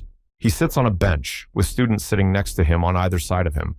He keeps thinking that as long as he can brew potions, he can fully concentrate on training. Andreas's gaze is full of determination. He realizes that right now the problem for him is the page of idleness. He and a few other students take the train. Andreas is musing about the fact that he can't find a way to get value out of her. He realizes that he should perhaps trade her for something he badly needs right now. His head is slightly down, his gaze directed downward. He realizes that there's no avoiding it. He remembers Karen's angry face and realizes he'll have to use it. The sky has turned a purple color. The clouds become dark. Takes on a bright yellow hue. Clouds float slowly across the sky. The train creaks to a halt on the platform. Everything is illuminated by the rays of the setting sun. Andreas and a few students get out of the train car and head somewhere. Andreas walks with a confident gait. His steps are resolute. His robe sways on him. Only the steady stomping of his feet can be heard. He's walking and talking about something. His eyes are full of determination. Suddenly, something interrupts his thoughts. He feels that someone is watching him. He looks around. There is no one near him. Andreas approaches the gates of a beautifully brick building. His step slows. He continues to feel someone's presence near him. He looks around cautiously. A vampire girl sits on a branch and watches him. She is dressed in a black robe with a hood on her head. Andreas wonders if he's imagining things or if someone is actually following him. He holds a box of ingredients in his hands. The vampire girl chuckles gloatingly. She's glad she was able to track him down. Andreas sits at the table. In front of him is Heron, who takes a seat on the couch. Heron, not hiding his dislike, tells Andreas reproachfully that the star of the academy has finally condescended to visit him. You can hear the reproach in his voice. Heron holds the potion bottle in his hands and scrutinizes it. His face is a little twisted. Andreas tells him that he has come to report to him right after the last examination. Heron tells Andreas, puzzled, that he has been studying this potion in secret from him and is now acting like a diligent student. He is confused. Andreas guiltily replies to him that he didn't plan it. Karen presses the book and shuts Andreas up. He tells them to come to him and not to complain. A magical space opens up in front of him. He tells Andreas that he will imbue him with what it means to be his apprentice. Andreas obediently follows him and thinks about the fact that Heron takes offense at such a small thing and thinks him a cheapskate. They go down a long, spiral staircase to somewhere below. Heron holds a glowing circle in his hands. Andreas follows in silence, realizing that this does not seem to be the time to bring it up. Andreas watches Heron's demeanor carefully and realizes that he can't talk to him right now while he's in a bad mood. Heron has an angry look on his face. Andreas thinks about the fact that he will have to settle for checking on the vampirist's condition. They go down into the room and see that the whole place is trashed, the wall destroyed. There are ruins from collapsed walls all around. Dust has been kicked up. Piles of stones are lying everywhere. Charon stands in a complete daze. He didn't expect to see such a thing. They see that the entire room where the experiments took place has been completely flattened to the ground. Boulders are lying around. Tables have been destroyed. Andreas, seeing all this, realizes that the evolution has been successful. His gaze betrays no emotion. They approach the cell where the vampire girl was sitting and find it empty. They realize that she's the one who made the mess. Andreas stays in the doorway and thinks about how sorry he is that they won't meet her again, because she was a good example.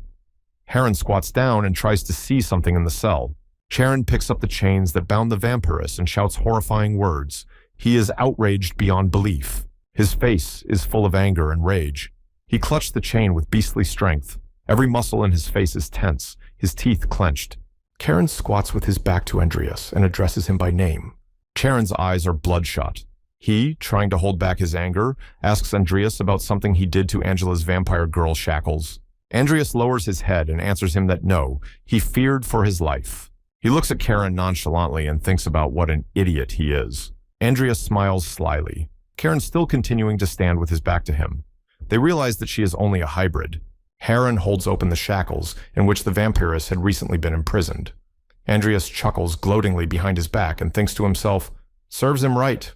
Charon swung his chains angrily. His mouth opened wide. His eyes became furious. Every vein in his face tensed.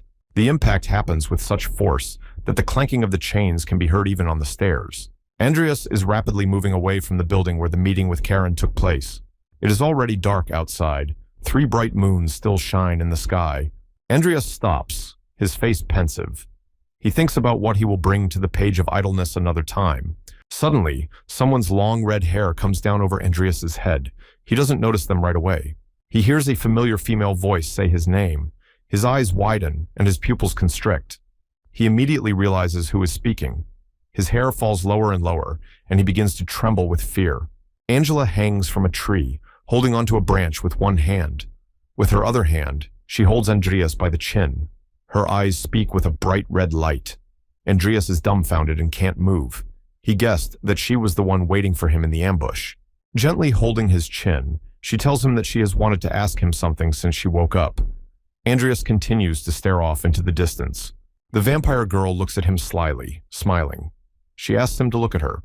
Andreas resolutely turns around on her and looks directly into her eyes. His gaze is slightly frightened. She looks at him and says he is a good boy. She asks him to tell her about the power she has received. Andreas asks her perplexed, why is she doing this? He has kept his word, after all. He reminds her that she must know the price for breaking her oath in her family's name. Angela closes her eyes. Her face is peaceful. She smiles slightly. She looks mysterious.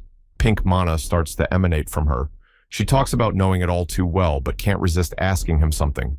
Andreas continues to look at her questioningly. It's in the middle of the woods. There are gloomy trees all around. It's already completely dark. The vampiress strikes a flirtatious pose. She keeps telling him that she couldn't break free of the shackles with her own power, no matter how hard she tried, so she found another way. She gently holds Andreas's shoulder and approaches him. She asks him if he has guessed the method in question. Suddenly, she smells something from Andreas. It's like a great sin. Her eyes rounded. Her expression changed to a sly smile. Now she began to realize what it was. Andreas looks at her perplexed. His eyes are wide, his lips tight. Angela giggles and moves closer to him. She strokes his face and says it's interesting. Andreas asks her what she's carrying. He is still as nonchalant and doesn't fall for her tricks. Angela grabs him sharply by the back of the neck so that he catches his breath. His mouth is open, and he tries to inhale, but he can't do it very well. She, without much effort, presses him against a huge tree with a thick trunk. Andreas tries greedily to breathe. He tries his best to pull her clawed hand away from his neck, but he fails. She clutched at him, trying to strangle him. With her other hand, Angela makes an indicating gesture. Her head is pulled down. She tells him that there's a lot of things she wanted to ask him about, but this place is too conspicuous, so she'll have to stop for now. Her face expresses contentment. She fixes her hair, which has fallen in front of her face. With her other hand, she still holds Andreas by the throat. He tries to get away from her hand. She continues to say that they will meet again soon. She looks at him with a crazed look and smiles gloatingly. She says that she will find a good use for this power in the meantime, and since he helped her, she can't resist thanking him. Andreas gritted his teeth. His gaze is filled with fear and hopelessness. He doesn't understand the power in question. She, trying to reassure him, tells him not to worry, for she will not make him suffer. She sticks out her long tongue. Sharp fangs show from her mouth. She wants to lick him. At that moment, she says that Andreas could be her destined partner. Cromwell's information scroll appears, which is called an overview of the world of the Great Sin. An ancient scroll has the remains of some kind of animal painted on it. When the Great Sin was just a game, only useful materials were given to him. However, now that the game has become a reality, he has to deal with raw materials. The stately white building with gold inserts looks very expensive. It is a hostel of illusion. It is a warm, sunny day. On the balcony of the second floor, two girls are talking at the table. They are eating various delicious things and chatting nicely about something. A dark-haired girl holds a book and points her finger at the image, showing it to her companion. The page shows knights in armor. Her gaze is full of admiration. They are discussing this book. The dark-haired girl talks about then Lord Philippe, armed with a one-handed sword. The girl named Ulich, sitting across from her, is visibly bored. She, rubbing her face with a napkin, turns to a dark-haired girl named Dean and asks her to stop preaching for just a little while. Diane replies to her that if she tries hard enough, she too will find a knight she can cheer for. There are porcelain dishes with picturesque ornaments on the table. The tea in the mug is already cold. Ulich, deciding to change the subject, tells her that she has heard that Lucia Everplast has passed the examination at the magic school. Diane is delighted by this and amazed that at such an age she was able to make such a sensation. Dean brings the mug of tea to her mouth and imagines in her head the image of Lucia as she fell asleep on the book. She thinks about the fact that she's heard that Lucia is lazy, but it looks like she's really talented, a real slumbering dragon. Dehan annoyingly resents the fact that it's so cool and regrets that she didn't think of it when she was a freshman. Julik looks admiringly at the tablet and exclaims that the most marvelous thing was all this. She turns the tablet with the screen toward Dien and shows a picture of Lucia, Andreas, the Tower Master, and one of the committee members. The girl's gaze is brimming with admiration. She asks Dien if she can believe it. Diane's gaze is full of surprise. She's shocked at what she has just seen. She speaks Andreas Cromwell's name. Lucius, Andreas, the Tower Master, and one of the commissioners pose for a news photo. Andreas is holding the potion they brewed. They zoom in so close that only Andreas remains in the image. Ulich says it's inconceivable that someone so untalented managed to help create the potion. She says that when she first heard the news, she too thought it was a lie. Diane stares at the screen, but her thoughts are immersed in memories. She remembers what Andreas was like as a child when he was just a boy. She remembers that after his family fell, all he did was blame circumstances and lack of talent. Diane looks down at the pages of the book in front of her and can't get comfortable. She thinks about how impossible it is that now he has suddenly achieved something on his own. She remembers Andreas sitting in front of her in the train car. She wonders if this trash has really changed. Ulich admiringly continues to talk about, to think Andreas, the king of parasites himself, has achieved something like this. There is undisguised admiration on her face. Dian stands up and heads away from her. Diane's gaze is full of determination. On her shoulder is a bird of prey with red eyes. She decides she needs to see for herself. Students are gathering in the lecture hall. There is no one in the lecturer's seat yet. Andreas sits wrapped in a scarf, looking sickly. Lucia looks at him and asks why he is wearing so many clothes. He covers his mouth with the scarf and says he is not feeling well. They sit a little farther apart. She keeps up with his questions and keeps asking him, then why is he here and not resting? He indifferently explains to her that he needs to attend enough classes to graduate. The hall door opens and Professor Woban, wearing glasses, enters. Professor Vauban walks confidently towards the blackboard. The students follow him closely. Andreas remembers what happened last night. All he thinks about is that no one should see the huge scar on his neck. That's why he wrapped himself up so he wouldn't attract attention. Andreas recalls the moment the vampiress latched onto his neck and bit him. He thinks about her words, what she said about a destined partner and some other scent. He is at a complete loss for words.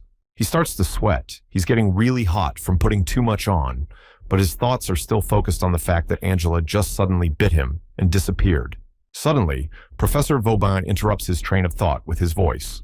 He asks the students if everyone has come. They answer yes. Professor Vauban decides to begin his lecture. He is wearing glasses, and you can't see his eyes. He is serious about giving the lecture. Andreas sits at his desk, but his thoughts are far away. His eyes stare into nothing. Among the crowd of students, Professor Vauban notices Andreas's face, his expression betraying surprise, his eye twitching. He remembers that it was him who had been written about in the newspapers. Professor Vauban addresses Andreas by name and asks him why he is wearing so many clothes. Is he sick? Andreas coughed on purpose and covered his mouth with a scarf. He answers the professor that he has a cold. Professor Vauban states that he's probably tired of him researching potions and tells him that he's already marked him as present for class and lets him leave. Andreas rises from his seat and thanks the professor. He stands up and looks at Professor Vauban. At this moment, he thinks about how he is a little hurt that he is being let out of class. After coughing a bit, the professor tells Andreas that he asked him, a professor of medical herbalism, for advice and, probably forgetting, failed to mention his name. Andreas stares wide-eyed at Professor Vauban and thinks about the fact that he has invested nothing in his work and wants an award. Now that's chutzpah. Andreas stops and tells Professor Vauban that he is very grateful for his advice. All the students look on in silence at what is happening, and the professor stares intently at Andreas.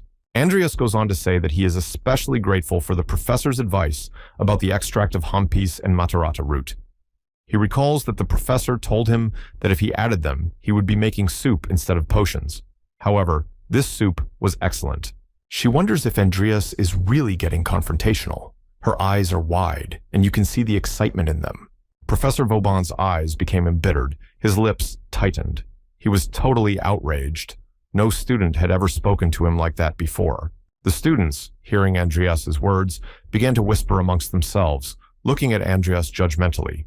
All eyes of the students are on Andreas. They are completely shocked at what he is doing. Andreas confidently heads for the exit. The professor behind the podium shouts indignantly that he is forgetting himself. Without turning around to look at him, he tells him that since he doesn't feel well, he's leaving. Professor Vauban is indignant to the extreme. He is amazed that Andreas talks to him coldly, and there is no gratitude from him for his labor. He loudly pronounces the name Andreas Cromwell. Andreas, ignoring the professor's shout, had already approached the door. He's very pleased with himself. He proudly thinks about the fact that they all used to ridicule him before, but now that he has achieved something, they are all playing friendly. He opens the door and walks out. At this point, he smirks and thinks about how now let them all shut up and kiss his shoes. He realizes that he can just take another class if he needs the points. Professor Woban stares furious at Andreas and thinks to himself, how long is he going to ignore him? Suddenly, one of the students calls out to him. He turns toward them and sees that Lucia Everplast has called out to him. He looks at her perplexed. Lucia rises from her seat and informs the professor that she too was involved in the creation of the potion and can explain everything. Andreas freezes in the doorway and thinks indignantly about what Lucius is doing. Lucia's eyes are innocent. She looks at the professor wide-eyed and waits for him to answer. Professor Vauban clears his throat, covering his mouth with his hand, and approvingly allows her to do so. Andreas looks at her with a judgmental look. He has no idea what she wants to tell him. Lucia excitedly begins to tell them that they learned the basics of potions in this class, and then we put them into practice. All the students look at her and listen attentively. Professor Vauban listened to her story. He is all nervous, sweat beading on his face. His face looks confused. The students stare at her wide-eyed, unable to hide their delight. Lucia smugly concludes her story by saying that their conclusion is that doing their own research without anyone else's help means a great deal. She asks the professor a direct question about the fact that, isn't it their duty as magicians? Professor Vauban's face changes instantly. He looks pleased. Lucia's answer satisfied her completely. He agrees with her opinion and smiles. Andreas, stopping at the door, looks at the professor's reaction. He looks at Professor Woban and realizes that Lucia has just overpowered Professor Woban. He stands there in shock. Lucius nods kindly and says they'll ask him for light next time if he's not too busy with his own research. Professor Woban, stammering and smiling happily, replies to Lucia that they can always go to him for advice. He turns to Andreas and waves his hand. At this point, he turns to him and tells him to take care and wishes him a good journey. Andreas looks at Lucia with gratitude. He pulls his scarf down slightly because he is very stuffy. He mentally tells Lucia that she has just de-escalated the situation magnificently. Lucia, as if hearing his words, puts her hand to her head and winks at him happily. Andreas smiles good-naturedly. He still does, turning to Lucia, thinking about the fact that he still doesn't know why, but thanks her. He creaks open the study room door and walks out. He is very grateful to Lucia for being able to change the outcome of the situation for the better. It's a beautiful sunny day. Thousands of people are out on the street. Cars are driving along the road. In the distance, a building can be seen against a background of high hills. The white building is illuminated by bright sunlight. The windows of the building are framed in gold. Inside the large hall, A big, red-haired man with a mustache sits at a table. Standing next to him is his assistant. He is reporting on potential candidates for recruitment. He decides that he will be the first to provide an answer about the students already enrolled in the academy. This muscular Wu-Ango officer is named Duke Cloche Sinclair and is a master of aura. He is holding a clipboard and looking at it puzzled. His facial expression takes on a satisfied look. He looks at the tablet screen and asks the assistant about the fact that Everlast's daughter has created a new type of potion and it's being brought out for sale. The girl looks at the Duke with a serious look and says, "That's right. They called it Everlast Potion and are currently monopolizing sales." Duke Cloche Sinclair is sitting in a chair and asks the assistant if they have a sample of this potion. She says yes, a sample is available. In his hands is a small bottle of the very same potion. He feels like it is too little. He is amazed that if Lucia created such a thing, being only a freshman. He is sure that many will try to recruit her after their academy graduation. He tastes the potion. The assistant says with a nonchalant face that this is why they need to contact her now. Duke Cloche Sinclair replies to her that they should and tells her to check if there are others who have their eye on her. Duke clenches his fist tightly and looks at him. His face looks pleased. The girl looks at him carefully and asks what he can tell if any abilities have begun to manifest. He looks admiringly at his big fist, which is crunching with unimaginable strength. He says, "That's amazing." The assistant admiringly tells the Duke that this potion is several times more effective than anything on the market and has no side effects. If they can get it on the market, it will revolutionize the market. The assistant fingers the tablet screen with a report on the potion and says that it was co-created. The screen shows a picture of Andreas Cromwell and some characteristics about him. Duke Cloche Sinclair looks at the screen and asks his assistant about being Kane Cromwell's son. He clarifies with her if he had a talent for potions from the beginning. He is a little perplexed. The assistant raises her index finger up and replies to him that it doesn't look like he had talent, and there are also rumors that he took advantage of her. Duke Cloche Sinclair asks the assistant that perhaps there was some reason to include him as a co-author. The assistant replies that there was not, as one of the houses has no notable relationship with the other. The man laughs joyfully. He is pleased that the potion has given him unimaginable strength. He says that all this should be investigated, and if it turns out that Andreas Cromwell has awakened a talent, he should add it to the recruitment list. The assistant behind him replies that she understands and will do as he says. She writes everything down on a sheet of paper so that she doesn't miss anything important later. A dim light shines through the gold-framed window. The sunset is visible outside the window. A stately man is sitting on a chair, sipping red wine from a glass, with a man behind him. He asks him how the year-end award ceremony is going. The gray-haired man standing behind him announces that everything is going exactly as planned and that the Cromwell family will be demoted. He addresses the man sitting in the chair, calling him Your Majesty. The seated man chuckles gloatingly. The man swirls his wineglass in his hand and inhales its aroma with pleasure. He utters only one name, Andreas Cromwell.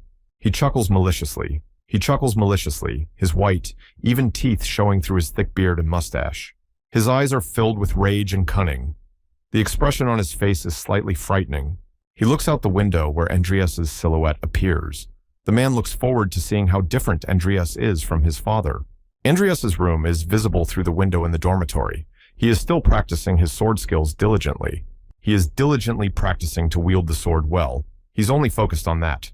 He takes a swing of his sword. His physical form has become more trim. His body has gained relief. He swings his sword with all his might. He controls every stroke. Andreas collapses to the floor, exhausted. He frantically tries to catch his breath. He picks up the bottle of potion they brewed with Lucia from the table. Without a second's hesitation, Andreas drinks the contents of the bottle. He realizes that without them, it would not have been possible. His body gradually begins to fill with strength. The regeneration potion increases the recovery rate of his muscles, and the healing potion relieves his fatigue. By adding a physical enhancement potion, he actually created a system for endless training. Andreas holds 2 potion bottles in his hands. He realizes that it was a risk, but evolution was his right choice. At first, he felt strongly about it, but after a while, he decided to improve them after all, since the risk was quite low. The electronic scoreboard pops up with data about Andreas Cromwell. He is granted a bonus-type potions evolution. His chance of success is 89%. Andreas chooses the option to start the evolution process. Andreas stands in front of the electronic scoreboard in confusion. It reads that the bonus type potions evolution has been successfully completed. His talent, bonus type potions evolution, has been upgraded to bonus type potions evolution. Andreas mixes all the potions into a large flask. The created potion takes on a purple color and shimmers slightly with a pearlescent sheen. Holding the flasks in his hands, in front of Andreas, an electronic scoreboard reads that he has created a low-level, invigorating potion. He realizes that he can now create more potions, and his chance of success and brew speed have also increased significantly. Andreas imagines a multitude of colorful potion bottles in his head. He thinks about the fact that as long as things keep going the way they are going, and as long as he keeps putting himself out there, he will be able to grow successfully. Andreas looks away tiredly. If he can find a good corpse and a couple items he needs, he won't have to worry about his battle power. He realizes that as long as Heron is missing somewhere, he can't sell him a page of idleness. Andreas walks up to the door of Heron's house. There is a sign hanging on the big door that says Heron Deeprin is away on urgent business. Andreas thinks about how Heron is in such a bad mood that he left to travel and didn't even tell him. Andreas goes to take a shower. He comes out of there, rubbing his head with a towel, and realizes that he has no connections besides Karen. He immediately tries to calm himself down and go to bed, since he has a medical herbalism class tomorrow morning. Morning comes. Andreas arrived at the academy and walked into the auditorium where the medical herbalism class is usually held. To his surprise, the auditorium is completely empty. There is not a single student. He sees that there is some kind of note hanging on the blackboard. A note announces that today's class will be held outside, which all students have been notified of on their tablets. Andreas curses indignantly at Dr. Woban.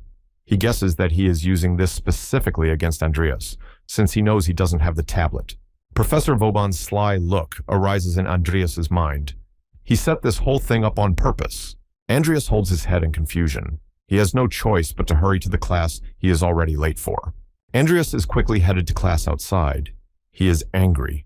Stomping his feet, he walks in from the classroom and wonders what Woban thinks he is doing to the students. In the garden of the Rodlin Academy, a medical herbalism class is in full swing. Andreas walks over and looks questioningly at what's going on. All the students are actively engaged in something. No one is just sitting there. The students are hurriedly brewing something, pouring it from test tube to flask. Andreas is completely bewildered. He doesn't understand why everyone is in such a hurry. One of the students is holding his head in annoyance. He is yelling that this is wrong too. What did he just do? He's not getting anywhere. Andreas looks at everything with a nonchalant expression on his face. He wonders why everything that is happening looks like an exam. Suddenly, behind him, he hears the professor come up to him and say affirmatively that he is late. Andreas looks away indifferently. Andreas's indignation is unbounded.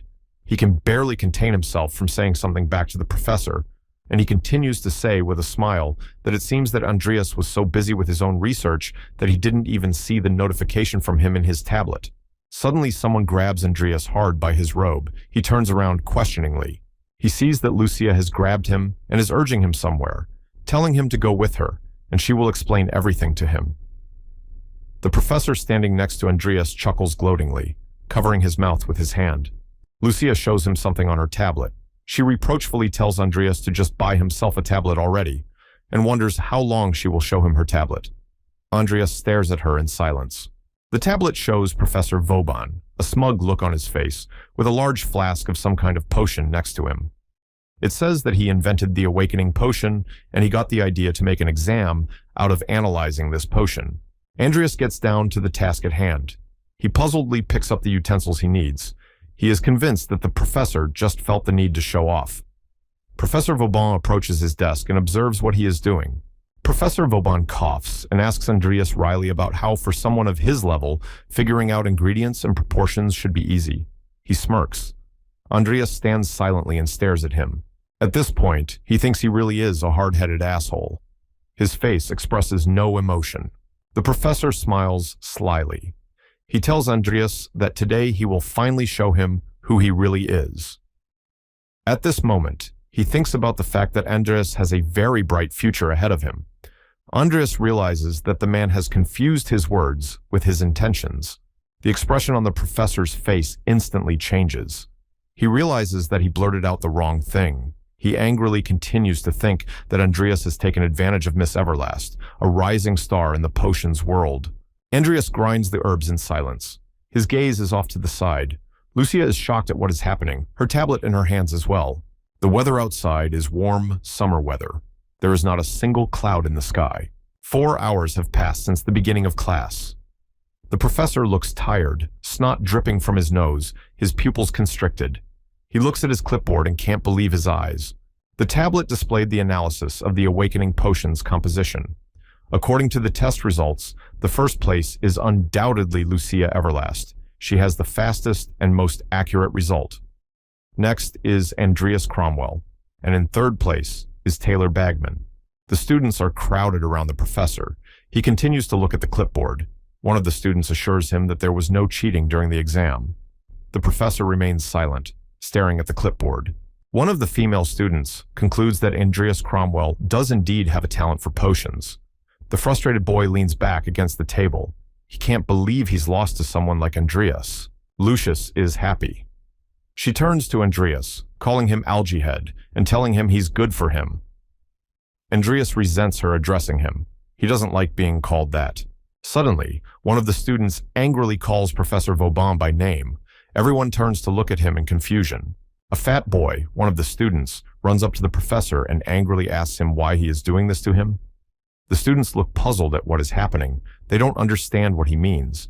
The professor looks at him confused. His eyes are wide, his lips tight. Andreas and Lucius stand there in complete shock. They hear the fat boy ask Professor Vauban why he passed off the potion he created as his own. The fat boy runs up to Professor Vauban. He asks him angrily, how could he do this to him? The professor, of all people, knows how much effort he put into making this potion. The professor looks at him confused. The students stand with their mouths open. They are shocked at what just happened.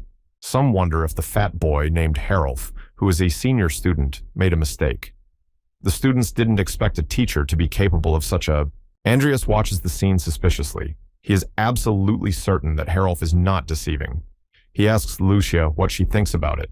Lucia replies, without a shred of doubt, that if we are talking about Professor Vauban, she is absolutely certain that he is capable of it. Andreas agrees with her and resolutely goes somewhere else. A furious Lucia is angry with him, trying to stop him, but he doesn't listen to her and leaves. Lucius is confused and angry with him. For a moment, she regretted saving Andreas yesterday. She decides for herself that she will not worry about him from now on. Andreas approaches them. He interrupts them and turns to the professor, asking him what ingredients he used to brew the potion. The professor angrily replies to him that this is not the time for such conversations. Andreas is confused. He explains to him that this is exactly what the situation has to do with. Andreas assures the professor that if it is his job, he can prove it right here. The professor cannot hide the fright on his face. He is angry at Andreas for trying to expose him, and soon everyone will know. The satisfied fat boy looks at Andreas with joy. There is hope in his eyes that justice will be served. He asks him what he means that there will be an examination in the magic tower. The professor stands in utter shock. Andreas says that if the professor really did create this potion, he can easily explain why he used such ingredients. The professor is utterly confused. Harolf looks at him angrily. The professor, fixing his glasses, smiles. He says it's impertinent. After all, he's a prestigious professor at Rodlin Academy. Andreas interrupts him. He asks him an even more uncomfortable question, one that he should definitely know the answer to if he brewed this potion. He asks him why he replaced the apricot smog with cytomine petals. Everyone stands with bated breath, waiting for him to answer. The professor is confused. He even flinches in surprise. Drops of sweat come to his face. He's all nervous. He's thinking about how bad it is. He was so distracted by the presentation that he forgot to clarify this point. Harolf looks at him suspiciously with his mouth open and asks him why he doesn't answer. A bird of prey sits on a tree limb not far from them and watches what is happening. It listens to their conversation. Andreas tells the professor that using petals lowers the price, and if he was creating this potion, he would know that. There are tall branching trees in the garden. The professor angrily says that only the magic tower has the right to conduct an examination. He tries to evade in every way he can. Through the thick branches of the trees, you can see a clear sky. Not a cloud is visible. Andreas asks the professor one last question. He asks why it is necessary to use the more expensive Julie beetles when he can use Papa's powder. The professor froze.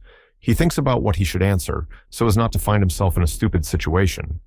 There is dead silence between them. Andreas and Herolf are waiting for him to answer. The quiet whispers of the students began to be heard. They all stand with their mouths open. Professor Vauban swallows the saliva that comes to his throat. He doesn't know how to get out of it. Behind him, he hears students asking why he doesn't answer. The professor is ready to fall through the ground. He feels bad. The students whisper among themselves, realizing that he just stole the potion recipe from his own student and wants to pass it off as his own. Professor Vauban clenches his fist furiously. He tries to give an answer to the question Andreas asked him. He angrily yells that Daddy's powder has hallucinogenic effects. Herolf looks at him dumbfounded. Andreas is still as unfazed. The professor continues to explain loudly why he used beetles, even though they are more expensive. Herolf looks at the professor perplexed. He tells him that that's not the reason he didn't use Papa's powder. Andreas explains that the point is that the potion's brewing process heats the powder for an extended period of time, which can lead to stomach pain in the consumer. He is convinced, to the end, that the professor is passing off someone else's potion as his own after all. Professor Vauban waves his hands angrily. He shouts loudly, almost hysterically, that Andreas is wrong. He tries to convince him that it is definitely because of the hallucinogenic effect. Because of his nerves, he begins to stutter. The students look at him. Suddenly, Herolf remembers and talks about how Professor Vauban did tell him about the side effects of the powder, but he didn't talk about it being a hallucinogen. Professor Vauban buries himself completely. His face is overwhelmed with horror. He is asked a question to the effect that could he please explain how he arrived at this answer. Andreas turns around and sees the crowd of students pointing their fingers at him in horror. Professor Vauban pushes back in despair. He is urged to leave the academy and resign immediately. The professor grits his teeth in anger. Sweat drips from his face. He hears the insults that he is a thief and a fraud. Professor Vauban is completely out of control. He's furious. He is frothing at the mouth to prove that only Andreas and Herolf are the cheaters here, not him. His eyes are wide open. His eyebrows are furrowed, and snot is coming out of his nose. Turning to Andreas and Herolf, he points his finger at them and asks indignantly about the two of them setting this up. He threatens to bring them both before the disciplinary committee. Andreas thinks only that the professor has really hit rock bottom. The students who witnessed this event shout angrily that they should boycott the professor. Professor Vauban stands with his mouth wide open. He was taken aback by Andreas's words. He suggested that he ask Sir Alwyn to make an appointment with him where he could explain everything to him. Andreas reaches for his shirt pocket with one hand, which is under his robe. He states that it is easily possible to do so. Andreas pulls a black card out of his pocket. He speaks with a serious look about Alwyn sponsoring him. Herolf looks at him in surprise. Lucius opened his mouth wide. She marvels at the fact that Andreas is threatening with the card issued to buy materials. She's well aware that the professor might not buy it. The professor's hands begin to shake hysterically. He realizes that this is the end. Andreas asks him something is wrong. Doesn't he want to explain himself? The professor's eyes begin to twitch in psychosis. The professor's legs trembled treacherously. He could barely keep himself from falling. The evil face of Sir Alwyn, the owner of the magic tower, appears in front of his face. His mad eyes burn brightly. Herolf, Andreas, and the professor look at each other in silence. A bird of prey is still watching everything that is happening. It sees the professor falling to his knees in front of his students. He is completely crushed. His cunning plan has been figured out. Behind the bird stands the tower master with a serious expression on his face. All he can think about is that if Professor Vauban has caused such a commotion, he will have to pay for it. Sir Alwyn lifts his lip. He is up to something. He realizes that Andreas is indeed preoccupied with research. He resents the fact that he used his name as an argument, and it worked perfectly. The bird of prey's eyes are scrutinizing what is happening. The tower master thinks about the fact that Andreas knew the theory and ingredients for the awakening potion, and he might be able to discover a new cure before the end of the year. The professor starts laughing hysterically. It is his defensive reaction. Despite his hysterical laughter, tears of despair come to his eyes. His lips are tight, and he is about to burst into tears of helplessness.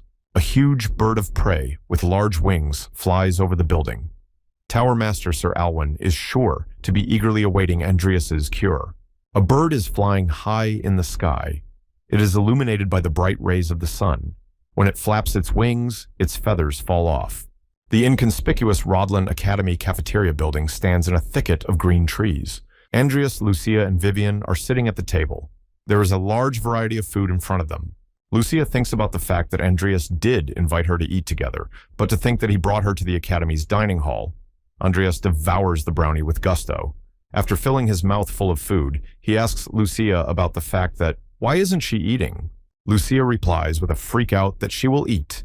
She grabs a piece of meat with her hand and shrieks. She takes hold of her burnt hand with her other hand and cries out that she is hot. The students nearby look on in horror. Andreas and Vivian look at Lucia nonchalantly and continue eating. The piece of meat that Lucia picked up with her hand flies off. Andreas addresses Lucia reproachfully, calling her a rich lady, and says it is done like this. He carefully takes a piece of meat by the bone with 2 fingers so as not to burn himself. He dips a piece of meat into the yellow sauce, the meat squelching. It looks very appetizing. Andreas brings a piece of meat right up to Lucia's face and tells her to take it. Lucia, annoyed, asks him, what does it matter that she is rich? Lucia looks with interest at a piece of meat dipped in yellow sauce and realizes that, it turns out, it can be pretty great to eat in the dining hall. Vivian watches intently as Lucia takes a piece of meat and sauce from Andreas's hand. She chews something as she does so.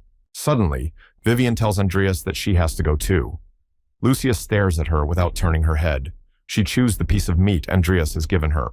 Andreas doesn't immediately realize what she means and looks at her questioningly.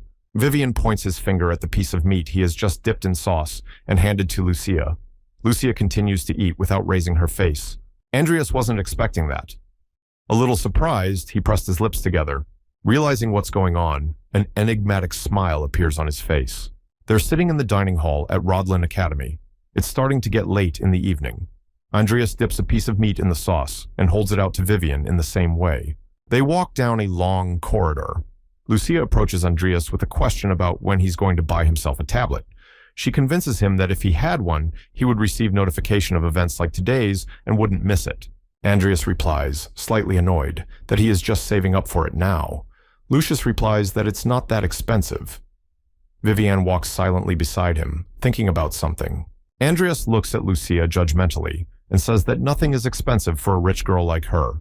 Vivian, not listening to the conversation, thinks only of the fact that Mr. Fairy gave her meat. The thought makes her smile embarrassedly.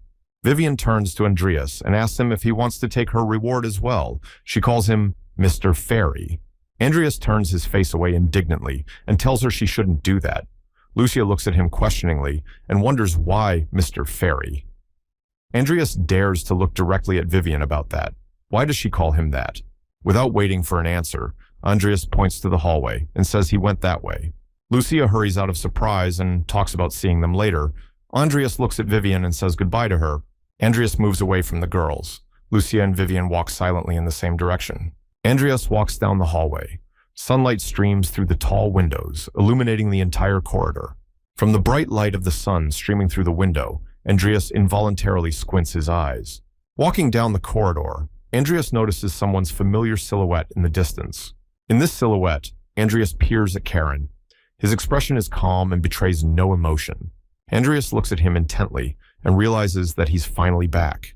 Heron stares silently into Andreas's eyes. He scrutinizes him carefully. As they pass each other so as not to be seen, Andreas tells him that he sees that Heron has returned from his trip. Heron angrily tells him to come to the lab at noon tomorrow. Heron walks past Andreas without stopping. They pretend not to know each other. Andreas turns to the professor and says that he has understood everything and will come tomorrow. Andreas turns to the professor and says that he has understood everything and that he will definitely come tomorrow. Andreas smiles slyly. He is satisfied that everything is working out just fine. The meeting with Heron came at just the right time. On the grounds of the Rodland Academy is the Rue des Alvenes. There stands an ancient forge where the finest metal in the world is forged. Andreas comes to this forge to choose the best sword for himself. He reflects on the fact that Karen is the kind of man who believes that everything he has belongs to him. He has no doubt that he will try to take the page of idleness from him by force. Andreas has decided on this sword. He points it out to the seller, convinced of his choice. The seller asks him if he would also like a sharpening stone to accompany the sword. Suddenly, a woman's voice calls out to Andreas from behind. He turns slightly and sees Diane standing behind him. She looks at him wide-eyed, holding a box wrapped in a red bow. It most likely contains a sword. She asks Andreas what he is doing at the blacksmith shop. Andreas bows his head slightly and tells her that he needs a sword. Diane looks at him puzzled and doesn't understand why he needs it, since he's a mage. Andreas stands looking at her with a nonchalant gaze. He tries not to attract attention and hopes she won't ask any more questions. He answers indifferently that one sword is useful to carry for self-defense. Andreas notices the box that Diane is holding. She understands his question without words and says that it is a gift for her brother. Andreas immediately thinks of Diane's brother, Carlos Alvin. His face is focused. He recalls his face as they sometimes bullied Diane as a child, and she indignantly screamed at them to get off her back. Carlos Alvin is the eldest son of House Alvin. He set out to become a warrior. They got along well with him as children. The image of Carlos Alvin stands before him. He is a handsome young man with long hair and a ponytail. He smiles and has a good-natured face. Andreas thinks about the fact that he is already dead by the time the game starts, so he is not part of the game's plot. Andreas recalls with a serious look that if he's not mistaken, Carlos died at events later in the year. After Hazar escaped from Count Ballarica's territory, Carlos joined a religious cult. The cult of Zephyro is the same cult that organized the terrorist attack. Suddenly, Andreas interrupts his musings and asks Dian about Carlos also participating in the end-of-year events. Dian answers him slightly confused that yes, he is. Andreas remembers how good they were together as children. He sees a picture of the three of them, Carlos, Andreas, and Diane, on a hill. Immersed in these warm memories, Andreas says that it would be nice to meet again, just the three of them. Diane can't believe his words. She stares at him mesmerized, keeping her eyes on him. She is pleased to hear it. Suddenly, she remembers something saying that he's been working out hard, someone saying he's been getting good grades in his studies lately. But she's not sure he's been able to change. She thinks about how she should ask him. She calms herself down and assures herself that she should just go ahead and ask. Andreas looks at her questioningly. His steel sword, decorated with a bow, is already in his hands. Andreas looks at Dian suspiciously and asks her about something she wants to say. Dian flinches in surprise, her eyes wide open. She cries out that she doesn't. Andreas bows his head slightly and tells Dian that they will see each other later. Diane can't find the words to reply and just stares at him silently. Andreas turns his back to her and walks away. Diane stands frustrated, trying to ask him something, but unable to make up her mind. Finally, she makes up her mind and turns around to ask Andreas a question. She gets frustrated. For just then, a door slammed sharply shut. He didn't hear her. She stands sadly looking at the door of the forge. The vendor standing behind her is puzzled as to what is going on. Andreas walks out of the forge. After thinking a little about Carlos, he remembers that there is still a little time before the terrorist attack. It is a clear, sunny day outside. There is not a cloud in the sky. A dark night has come. No light could be seen in the windows of the teacher's department of Academia Rodlin. Andreas sits across from Heron in complete darkness. Heron holds a book in his hands and informs Andreas that he has searched all over the continent for material of the same quality as Angela, but so far has been unable to find anything. Andreas sits silently on the couch. Andreas sits and stares sidelong, fingers folded. The new sword lies beside him. He hears Karen tell him that he plans to keep searching. Karen flips through the red book and looks in it. He tells Andreas that his hopes are not too high, but he needs material for the congregation this weekend. His face is puzzled. Andreas continues to stare intently at Heron. He realizes that this is where the game begins. If greed clouds his eyes and he asks him to give it to him, then Andreas has won. Karen slams the book shut and tells Andreas that they will now be busy in the near future and tells him to get ready. Andreas turns to the teacher and tells him that he would like to talk to him about something. Karen tensed, his lips tightening. He asked him what he wanted to talk about. Andreas tries to find the words. He does not succeed the first time. He tells his teacher that he has managed to get a part of the Apocalypse manuscript. Charon stares at him dumbfounded, unable to believe his words. His pupils narrowed. Andreas looks questioningly at Heron. He waits for any reaction from him. Professor Heron clears his throat, trying to hide his laughter. A wry smile is visible on his face. He furiously tells him that he was not talking nonsense, because it is impossible for someone like him to fall into his hands. Unexpectedly for him, a blue magic vortex forms near Andreas. Andreas cautiously puts his hand in there and tells the teacher that he can't handle something like that. Professor Heron stares at the scene wide-eyed. Andreas pulls out a golden magic cube from a glowing funnel. The magical light from the cube illuminates the professor's eyes. He can't believe what he sees.